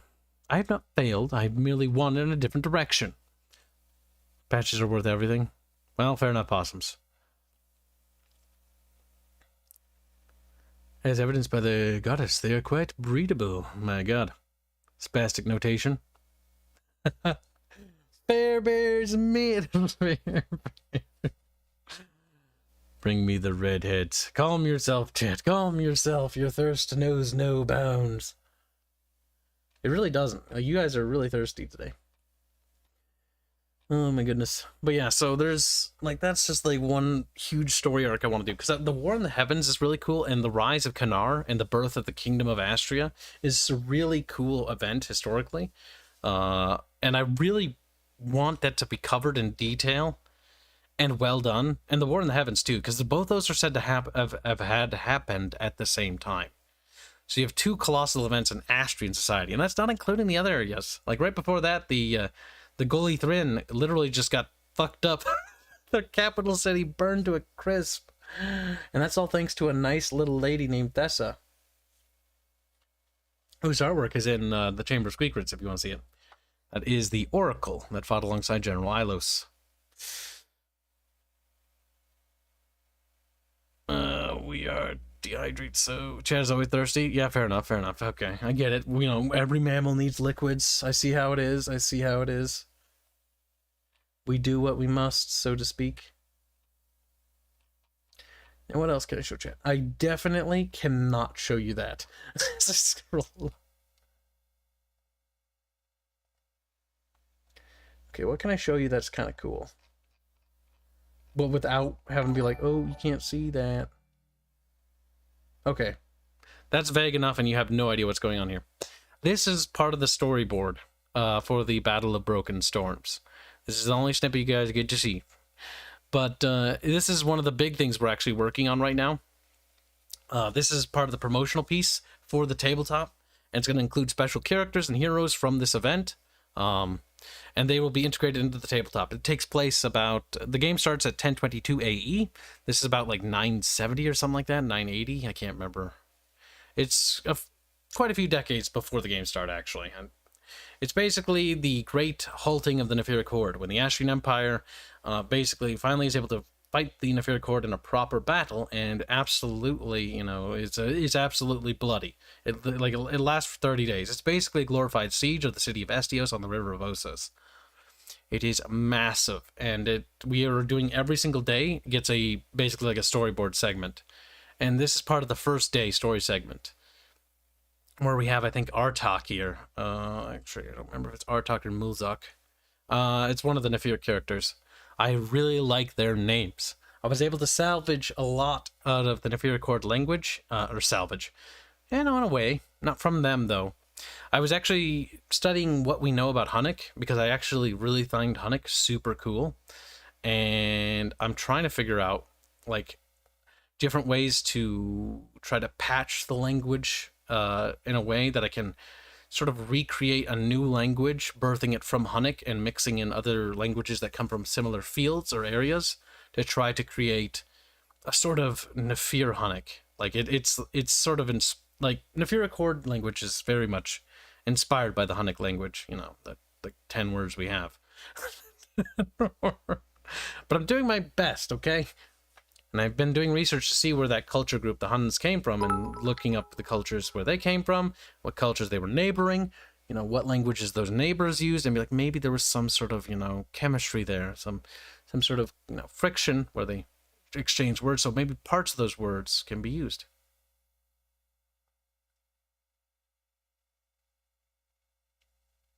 What? Did I see sexy elf legs? I will now buy your game. Well, I don't want to lie to you, sadly, but there are no elves in our universe. I know that might have lost me a sale, but I value the truth above all else. No elves or orcs or dwarves. We do have, like, other monstrous races and stuff like that, and things. But I tried to make them a little bit more original, because I just felt like, you know, doing something new. Jake Weinmiller donates $2 for Nekopara. I have to write that down. Thank you for the donation. That's cursed, though. There's a 2. I think, is that just Fairbear for... Is that just Fairbear noises? No. Huns aren't Germanic. Not directly. Though they had friction with them. Quite a bit of friction, mind you. Huns are just proto-Finnish people. I mean, fair enough. Any short stack Garbarins? No Goblins. Get out of here. Good lord. No else paste. Abaddon's happy. No equals. Oh god. That was not the what I expect to see. Well, Fertility Goddess is pretty great. I will continue to now buy your game. Alright, fair enough. Can't fault you there.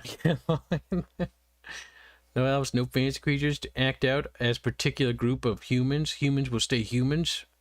Listen, I do what I want. Is prostitution legal in Astria? That's a complicated issue. We'll get to that. You're like, what? Huns came from Germania, unless you're talking about Mongolian Huns. They're Joyman. Look at the Draconis. He's attempting to be wrong, chat. Beat him. Beat him now. He's going to try to be wrong at us more. He's going to try to dissuade you from thinking, chat. The Draconis lies. He tries to twist you against me. Which monster race is most like the Spain? Oh my fucking god. The Luminarians. Because they kind of were everywhere. Like, we can talk about the Luminarians a bit. They were an interesting people, and they sort of spread all over the place. One place I can show you where they came from was actually this place right here. And by here, I mean there. And by there, I mean wherever we put that picture, which is in the environmentals folder, where it should be, derp. There it is. This is the city of Amon. This is what's left of the city of Amon. Now, this is a present day, because you're probably like going to ask, Kibs, why is there a wall, like another wall that's further out? That's a siege wall. That was built by the Astrians when they sieged the city. This city has quite a long history. It was actually originally built by the Luminarians when they built their colonial cities, is what we'll call them. They basically build up on large land masses and dominate the landscape, and that would to impose their presence on the locals, because they would often enslave the locals and bring them back as basically cheap labor. And as time went on, the calamity happened. The Luminarians lost contact with the colonies. Their colonies eventually got overrun, wiped out, or were integrated. In the case of Amon, this colony was in Halastro. Halastro is right here on the map. I can show you where it is. Amon's in this region over here. I haven't added it yet on this version of the map, but it's over here. This was actually the Novarian Dominion at one point, and basically they built up their own little city alongside it, but they were integrated into Luminarian society. Or no, Novarian society. That'd be very weird if they're integrated into Luminarian society. But yeah, so there was a big war, the Astro Dominion Wars. There were 3 of them. They were quite large. They spanned multiple continents, and ended eventually with the Novarian Dominion being absolutely, you know, shattered. The Astrian Empire didn't really occupy them, but they basically just sort of like, you owe us like $5 billion, you have to pay that back. And we also ruined all your land. So have fun with your problems now. And so the Novarians have been a bit salty over the last, 6 centuries. But they're getting over it. Time heals all wounds, right? But this city itself is actually still abandoned and still looks like this to this day. Because, well, it is where their god died. So it has a bit of a fallout effect in this universe where a thinning of the veil occurs. So we have Libers and Vanomir, which are unique entities to our setting. What you would call maybe ghosts. But in our setting have very different rules. Siege walls, favorite tactics of the Remans. Actually, favorite tactics of everyone. Siege walls are great. Why? Because you can't leave. Because you can't. There's actually an outer wall, too, that you can see that's actually to prevent relieving forces from harassing or attacking the attackers in this area. Salty like their lands? They didn't salt their lands, actually. The land's too fertile. And that would require ridiculous and copious amounts of salt. And salt is kind of valuable to just sort of, you know, throw away on the ground. They did not do that, chat. But what you do see is blackened ground, and that's just because it's volcanic ground. It's very volcanic in this region. Very fertile. Very good for growing vines. Or grapes. Or wine. Yeah, wine. They're not Carthage, if that's what you're hoping for. They sadly lived. That's why they're called the Astrian Conclave of Novaria. And the religion's now kind of angry and edgy. It's like the Ashen Phoenix. Like, our god's dead. They're still coping and seething a little bit, but you know, like I said, time heals all wounds. Oh, you're looking for something? Where do you buy the game? Game's not ready, sadly. But if you would like to follow us, you can stick around, and you'll probably see it at some point. You can actually check out Robin's streams. I will show you. You can see the progress of the prefab editor. So the tabletop war game is going to be done long before the video game is done, mostly because it's just simply that much more simple. But here is Robin's channel. He streams and does, you know, some game stream stuff when he's taking, you know, time to have fun. But you can also see, I'll send the link right there, when he streams his work on the editor, which is the prefab editor, and the prefab editor is like our in-game world editor. So it's how we're going to build the game, and how we're going to build the combat prototype with that. What do you think? A world where China and Rome industrialized to World War I technology, but still have antiquity-grade medicine would look like? I think there'd be a lot of dead bodies. It'd be quite horrific, honestly. The Serbs had an outer wall in the 718 Constantinople siege to protect from the Bulgar threat. Yeah, it's not too uncommon. The Romans weren't the only ones to build siege walls. Siege walls are normally built when the surrounding area is contested and you don't want the enemies to relieve, or they build like forts or fortifications around there. It's basically to ensure that if we're leaving sorties or, you know, leaving supplies can't easily get in, or, you know, if they're sieged, because this would happen throughout history, where an attacker would be sieging an enemy settlement, and then the enemies would be trying to relieve that city with another army, and they would siege the siegers. And so you'd get that sort of trapped sort of sensation occasionally. It happened, I think, a lot more in the 1400s, I think. Or was it 1500s? Sort of like during the pike and shot era. I do remember hearing a lot of battles that were kind of like that. Hope you have large amounts of RAM. You're a RAM. I wonder what RAM tastes like.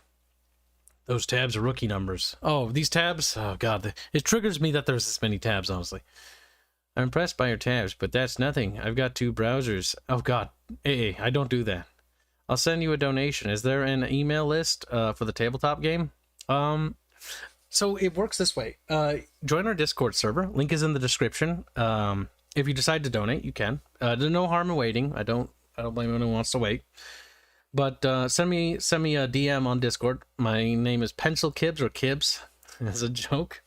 And you can, or send it to a moderator, and you get access to a room called the #Chamber of Squeakrits. I pinned in that room the link to access our website. From that link, you can download the STLs for the free STLs that are there. Eventually, I'll be adding the tabletop STLs for the wargame there. Those will be the ones that will require money. But if you want to try some of the free STLs and just give them a print and see if you like them, that's not a bad idea either. And if you want to wait, there's no harm in doing that, because those STLs will remain free when the website goes live.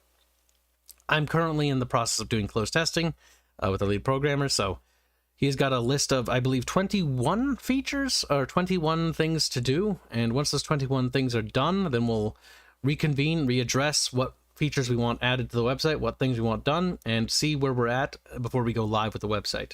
Not sure if we'll go live this year, but I want to make sure that when the website does go live, that there's nothing on that bug list. It's completely clean. That way, when it fills up with bugs again, you know, it's smaller than what it could be. I second the Stargraph suggestion. What? Especially if it is a mass recall mod? What? I'm so confused. Oh yeah, Kibs needs money for game, and I want some STLs for my DM friend. He might have a 3D printer. A 3D printer? I'm very confused. Siege caption. Put hashtag Nico Parra. I'm very confused. Very confused with what you're talking about, John. And why StarCraft was mentioned. Oh yeah, gives me money for his game. Why modern medicine.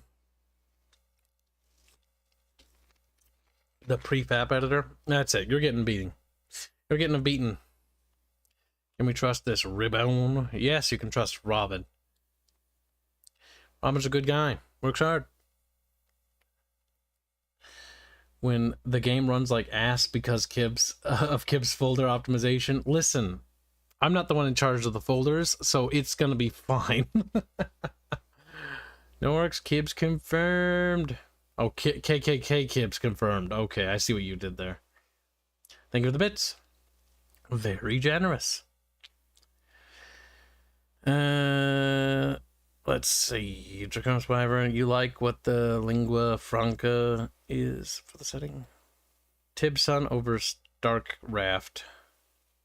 Can you not spell? Starcraft is a great game. Specifically, Starcraft 2 and its campaign. Starcraft 1's campaign's okay. Unipathing's awful. The unipathing makes me want to kill myself. Starcraft 2's campaign's great. The writing makes me want to gouge my eyes out by the end. Oh, God. But good game design. So, you know, I guess they can't all be winners in every field, but Tibson has atmosphere. I wish it wasn't rushed, though. Because if it had all the features it was planned to have with the dynamic missions, oh, that would have been so cool. But I digress here, chat. Entire Queen of Blades concept into a good person. CNC, yeah, okay. I see, chat, I see what you mean. Good night, Gunfox61. We'll see you in the next stream, traitor. So, there we go. All right. You ever played Dark Reign? Yes, I have. I know, I haven't. I own it. I have not played it. I've inherited it. I've inherited a lot of games from my dad and my other family members that I've never played. Like Star Fox Adventures, that's new. Let's see.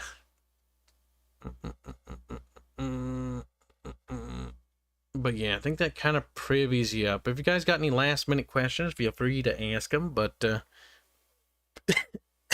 might be time for me to prepare for the next stream, which will be in like a 20 or 30-ish minutes. But next stream is in 20 minutes. Yeah, I know. He's still gonna be late. I gotta start at 0400. Kibs, Artemis launches Wednesday at 0100 EST. Oh, some sort of rocket ship? I have no idea what he means by that at all. Yeah. How many shades of red will there be in your game? Lot. Probably.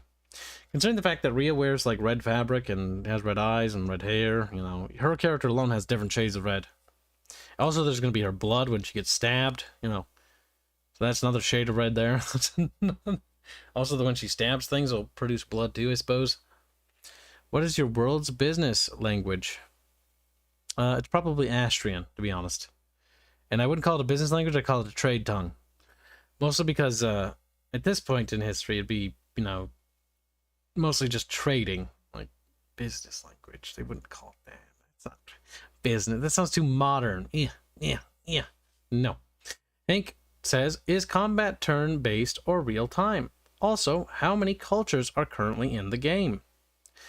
Currently in the game? None, because none of them have been put into the game. How many are planned? I could probably add a little bit more. Let's see, there's the Astrian Empire, there's Galay, there's Cardovia, there's the Seaborn, there's more that I can't talk about. A lot more.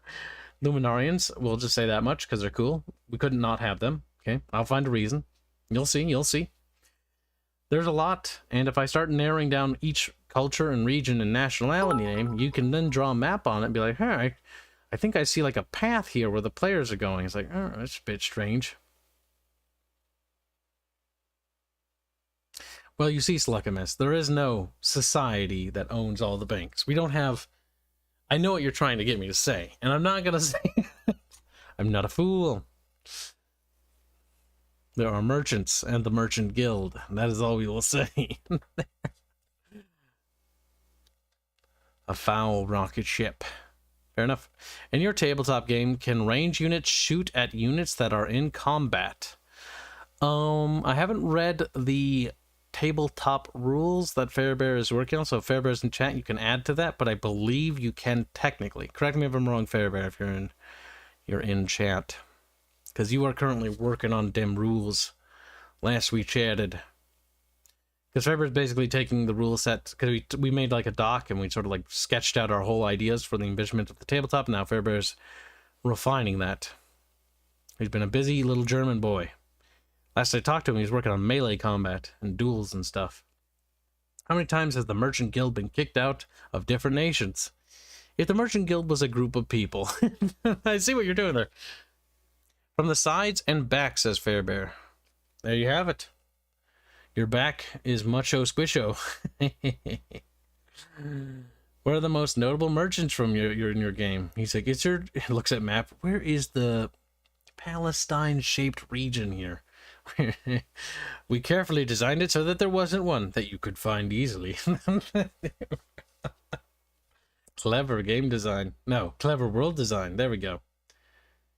Any time frame or alpha on alpha beta yet? Simply put, it'll be ready when it's ready. It's the dumbest and most lamest thing I could say, but sadly it's the truth. There is no way to have a time frame unless we magically start getting like a lot more money regularly. That would be the only way to do that. And that would have to be a lot of money. That'd be like enough to be like, okay, programmer, I can pay you full time now. Would you like to go full time? And they'd be like, yeah. And I'll be like, I hope to God they keep paying me, or you and I are going to be in a bit of a pickle. Bit of a pickle is what we'll be in. That's not good. You definitely have an area in your game with several territorial claims on it, Kibs. There are several dozen areas with multiple claimants on it. There are other regions, too, where there are oppressed minorities that are like, like there's the Arnor, there are the Arnorians, there's the fucking Golithrin, or Ethrinians, or whatever the fuck they're called. There's the Ruthmere, there's the fucking Solimingar. Like, those are all under Nephiric Horde reign right now. These are various kingdoms. Then there's the various tribes underneath the Horde, like the Rakari and the Neneri. The Nephir itself.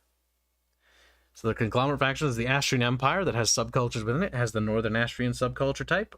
It has the Seaborn. And then there's other ones too, like Galay, which is just a fucking melting pot of cultures and violence. It's wonderful. I love how an attack on Titan's world map is literally just Earth upside down. Listen, it's clever. You don't realize it yet, but it's clever. Your world's gone upside down. Get it? Got 'em. Any Mediterranean tribes with claims on the Holy Land? I don't know what you're talking about. What kind of Holy Land are we talking about here? He's like, well, specific one. It looks a little bit, starts with a J, ends with a Salam. Uh-oh. Salem. That's not a good town. What do merchants measure weigh in? Like, what is their kilograms or whatever? How fat are they? Well, even in this world, having access to money means you have access to lots of food, and lots of delicious food, depending where you live. If you live in a port city, which are a lot of them that we focus on in the game, so those places have really good amounts of food compared to bumfuck village that has, like, potatoes. But potatoes can be good, too. Not saying, How many crubs does, how fat would they be? I don't know, varies. Could be very fat, could be morbidly obese, could be like Throstocles V, who's the house lord of Nataclisius. Throstocles V, ever since his wife died, has become quite the fat man. He is huge. He is morbidly obese, very much so. I feel bad for the fifth, he's so sad. Thero, oh well. Thero's a good guy, though. Okay, he means well. Do any of the nations use slackish as a currency? No. They use fish. But, when they go bad, it's very sad. How many crubs does one need to add another to their harem? How many, what? To add a crub to your harem? That's a bit strange. It's like, I'll take 3 crubs, please. Wow. Thirsty, are we? What currency does Astria use? They use basically rare minerals or metals. Sort of like silver and gold. Nothing of particularly crazy value there for currency. The precious metals are generally a universal standard because they're rare. They're pretty, but they're soft. And a lot of empires use them. There are some empires that do not use these, though, and have completely different currency systems. And there are also some tribes that are look at shiny metals and go like, don't care, I want something of actual value, like a chicken or something. And they use a barter system. No, like trading a cow for a wife, kids. Oh, how many crubs? In Mazatec? Trading people for property. Mazatec's laws... the river city, it depends on the river city, I guess, really. Like, that's more so. So, maybe yes, maybe no. The river cities are unified by some of the peninsula cities, what do you call them? Delta cities that are built up on the deltas, the clearings in Vatsti, because Vatsti's hell. So it depends on how the Blood Empire views it. So hit or miss, depends on the river city in question. Because a lot of the river cities are actually like autonomous little floating cultures that float out in the city, float down the river, or rivers. But they all are part of the Blood Empire. It's not entirely centralized, really. Various different subcultures in that zone. What is Astria's unit of electrical resistance? I'm gonna beat you. That's what it is. Stupid question, get stupid answer. The word is dowry. As everyone's misspells it, lovely. No, the word is dowry. There we go. What is the average tech level? Bronze Age, Iron Age, Sans Magic? Sans Magic. Generally, they're all within the Iron, definitely. Like, they'll have different varying degrees. The Nefaric Horde probably has the ability to learn how to make the plates that Astra uses easily, because they have enough friction there. But they lack the societal, like, innovations to settle down. Like, they're still trying to figure out how to settle. And again, because they've always been a migratory tribe, and it's quite the change to switch from a migratory tribal like lifestyle into a sort of sedentary, sort of settled one. Because they were always in the process of migrating. Because the Nefaric Horde is no longer on the edges. Various hordes are harassing the various like settlements behind them, but they're kind of settled up along the River Vosos at the moment, and they kind of want to continue to roll through because it's a gravy train rolling through the Astrian Empire, really. Kibs, who are the Anakai? Interesting. Can't tell you, that's a squeak, right? I know what you're referencing. How many grams of gold is there in an Astrian shilling? I will attack you with potatoes. That is an answer to a question I actually don't know. Have yet to actually write that. But that would definitely depend on the era in question, because different eras throughout history of different empires or different nations, there is faith in a currency, and that faith can plummet. During the late Western Roman Empire, we have a good case of this, where the Roman currency got so bad that the Romans throughout the various parts of the empire stopped using Roman currency and actually reverted back to bartering. It got really bad because nobody believed that the currency was real or had any real value. Depends on the period in history, so that would be fluctuating. As the Astrian Empire's golden age, it probably was fucking fantastic during the reign of, I forget what the emperor's name is, but that's where Armane and Ciri were alive. And then when he died and the upheaval came at the War of the Five Emperors, probably faith in the currency began to plummet quite drastically. Please do, I would save money and food. Not today. They lack Gooksba. Oh, that is. Okay, final question from me. Are crub shells also used as building material? Not really. Like, let's put it this way. It's not like Kislev, where it's like, oh, bears and ice, in Russia. It's like, no. Like, the Latsty cultures do use Krub stuff in their society, and they are food, like cows, and they can use them for armor, certain things, but they don't really use them that much for building materials, because it's not really a sturdy building material to use, especially on the rivers. In fact, they normally just use wood or lumber that they harvest from the coastline, or trees that have fallen into it, a bit waterlogged sometimes. Why is always the aftermath of a golden age? Why can't it be in the golden age? What do you mean? Are you talking about when the game takes place in 1022 AE? We're actually in the middle of a resurgence. The 1022 AE starting point of the game is actually a pretty good year. The Empire is stabilizing. It's on the rise. It still is a little bit wavery, you know, from the War of the Five Emperors scars from centuries past and the upheaval that caused. And then there's the last battle of Broken Storms that led to the War of the Father when Pulioso went mad. But beyond that, the Empire is more or less stable, except for the houses that have a little bit too much autonomy nowadays. There used to be regional governors, and now they are great houses with their own standing armies, which is never a good sign. At the time, it made sense, though. A region with its own military defenses to defend itself. That way, they didn't have to rely on the central army to help. But as time went on, that became a bit of a problem, especially now that things have stabilized. Because often when somebody gains power, they don't really want to let go of that power. That's why they become houses after a couple hundred years. They are no longer regional generals or regional governors. They are they have declared themselves, they're all sworn fealty under the emperor and follow the rules, but they don't want to give it up.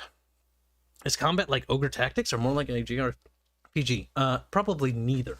It takes place on a grid, a tactical grid, more like a sort of tactical turn-based role-playing game where you move characters around the grid. There's positioning and moving characters around there to get better vantage points on enemies. Positioning matters, whether you're fighting inside a house, whether you go inside a house to fight instead of fighting outside, to use like the narrow doorway. The enemy might try to flank around or break through the windows, stuff like that. Did you DM me, Rare Fox? I don't see a DM from you, Rare Fox.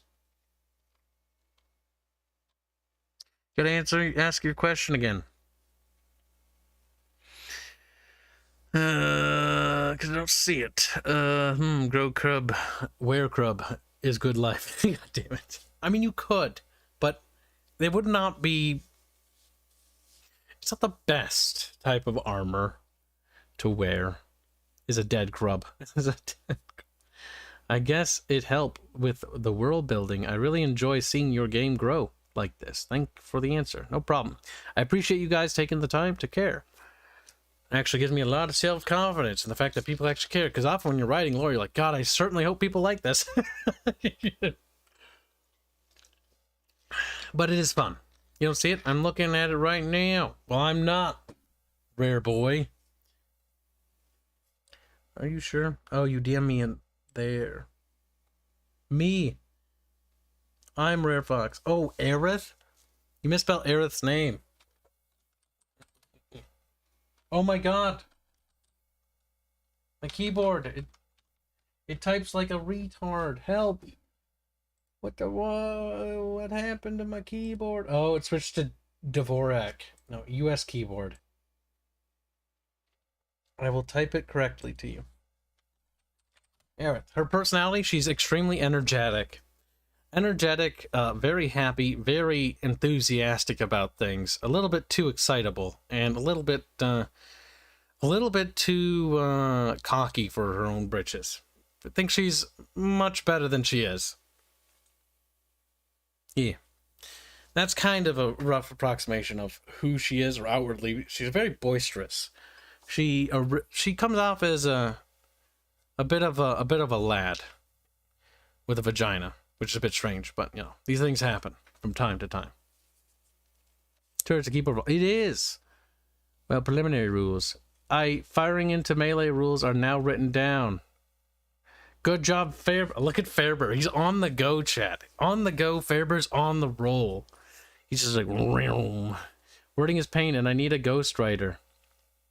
Grab fucking hands. Hands. Or bubbles. I can take a look at it. And we'll probably talk about it tomorrow morning. Yeah, I could do. And tomorrow's developer meeting in the morning. Yeah, we could talk about it. Yeah, it's a good time. Or at the end of the stream. Today. At the end of, like, the streams. Because you wrote a lot of stuff, and there's a lot to go through, and I want to take the whole day. We probably need to set aside a whole proper day for that. Because that's a lot to go through.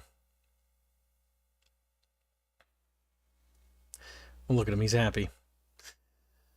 What? I'm picking up Czar. I have a question. Since you are making a new IP, how do you go about safeguarding it from big corpos? Well, that's pretty simple. Generally, when you're making a new IP, nobody gives a shit about you. Even now, nobody really cares about me. And I don't blame them. Because the IP has no value, like, to anyone else.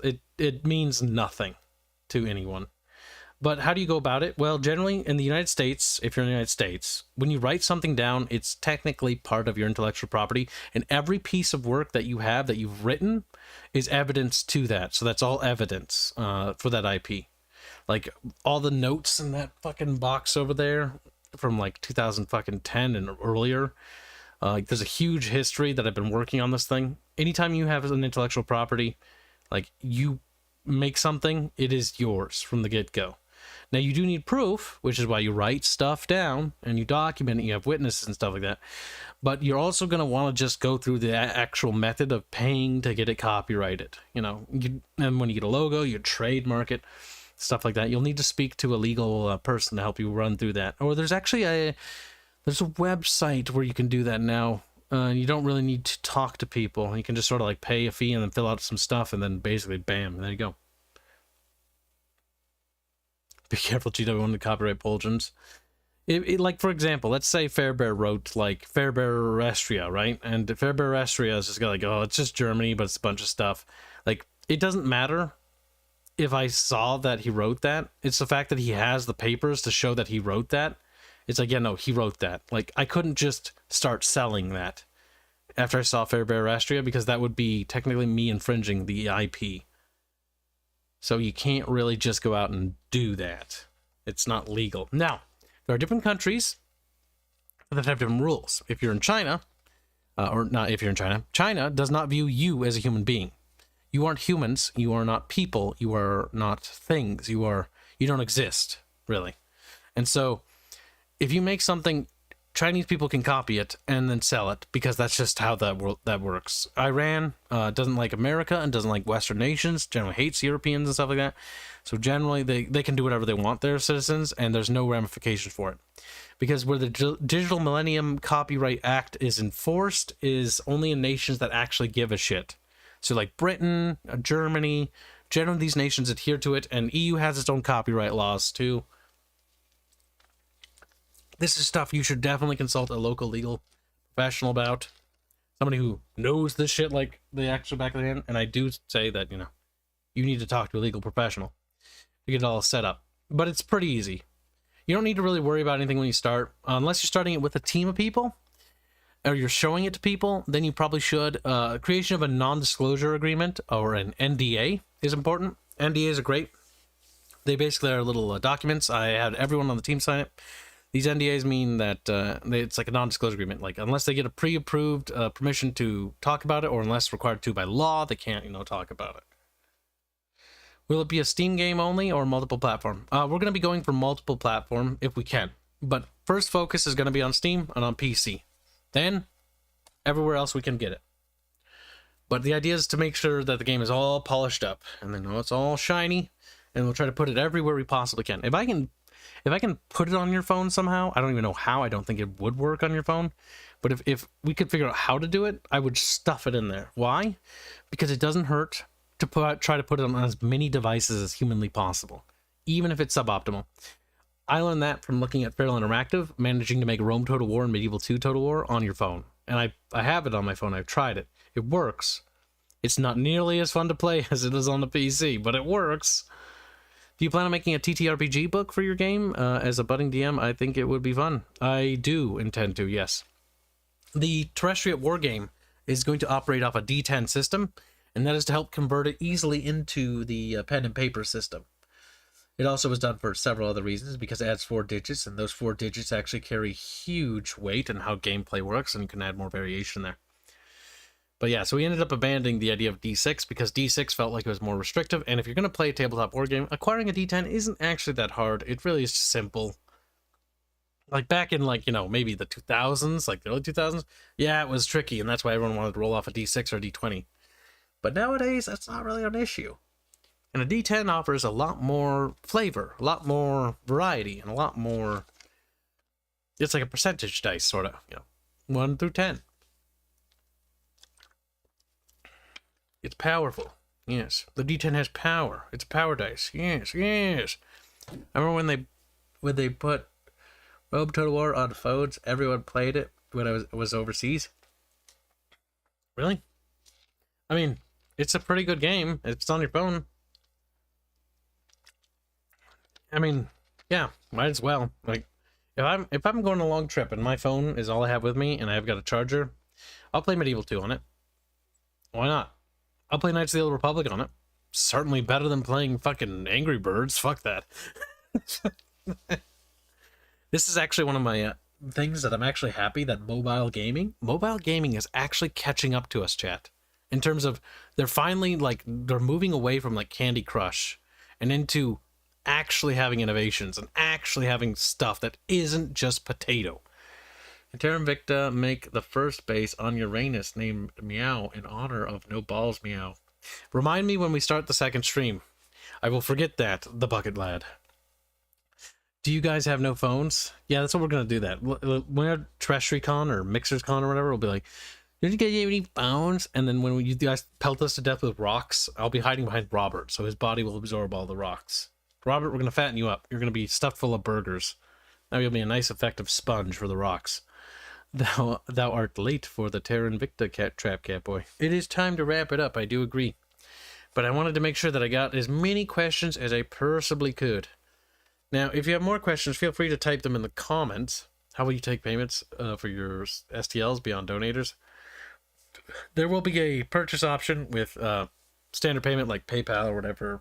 Fucking MasterCard and Visa. We got to get that shit set up, though. There's some stuff we got to jump through to get that set up. Do you plan porting your games over to the mobile at some point? I already said I would if I could. If I can do it, I'll do it. I'll do it. Alright, so, time to end the stream, chat. Thank you again for all the very generous support and Munmuns. I will be over on the Terra Invicta stream. You can feel free to ask me more questions over there on this game thing that we're making. My brain stopped working there. And, yeah, we'll be over there. Isn't that right, Artemis? He's dead. Either way, have a good night, chat. Bye.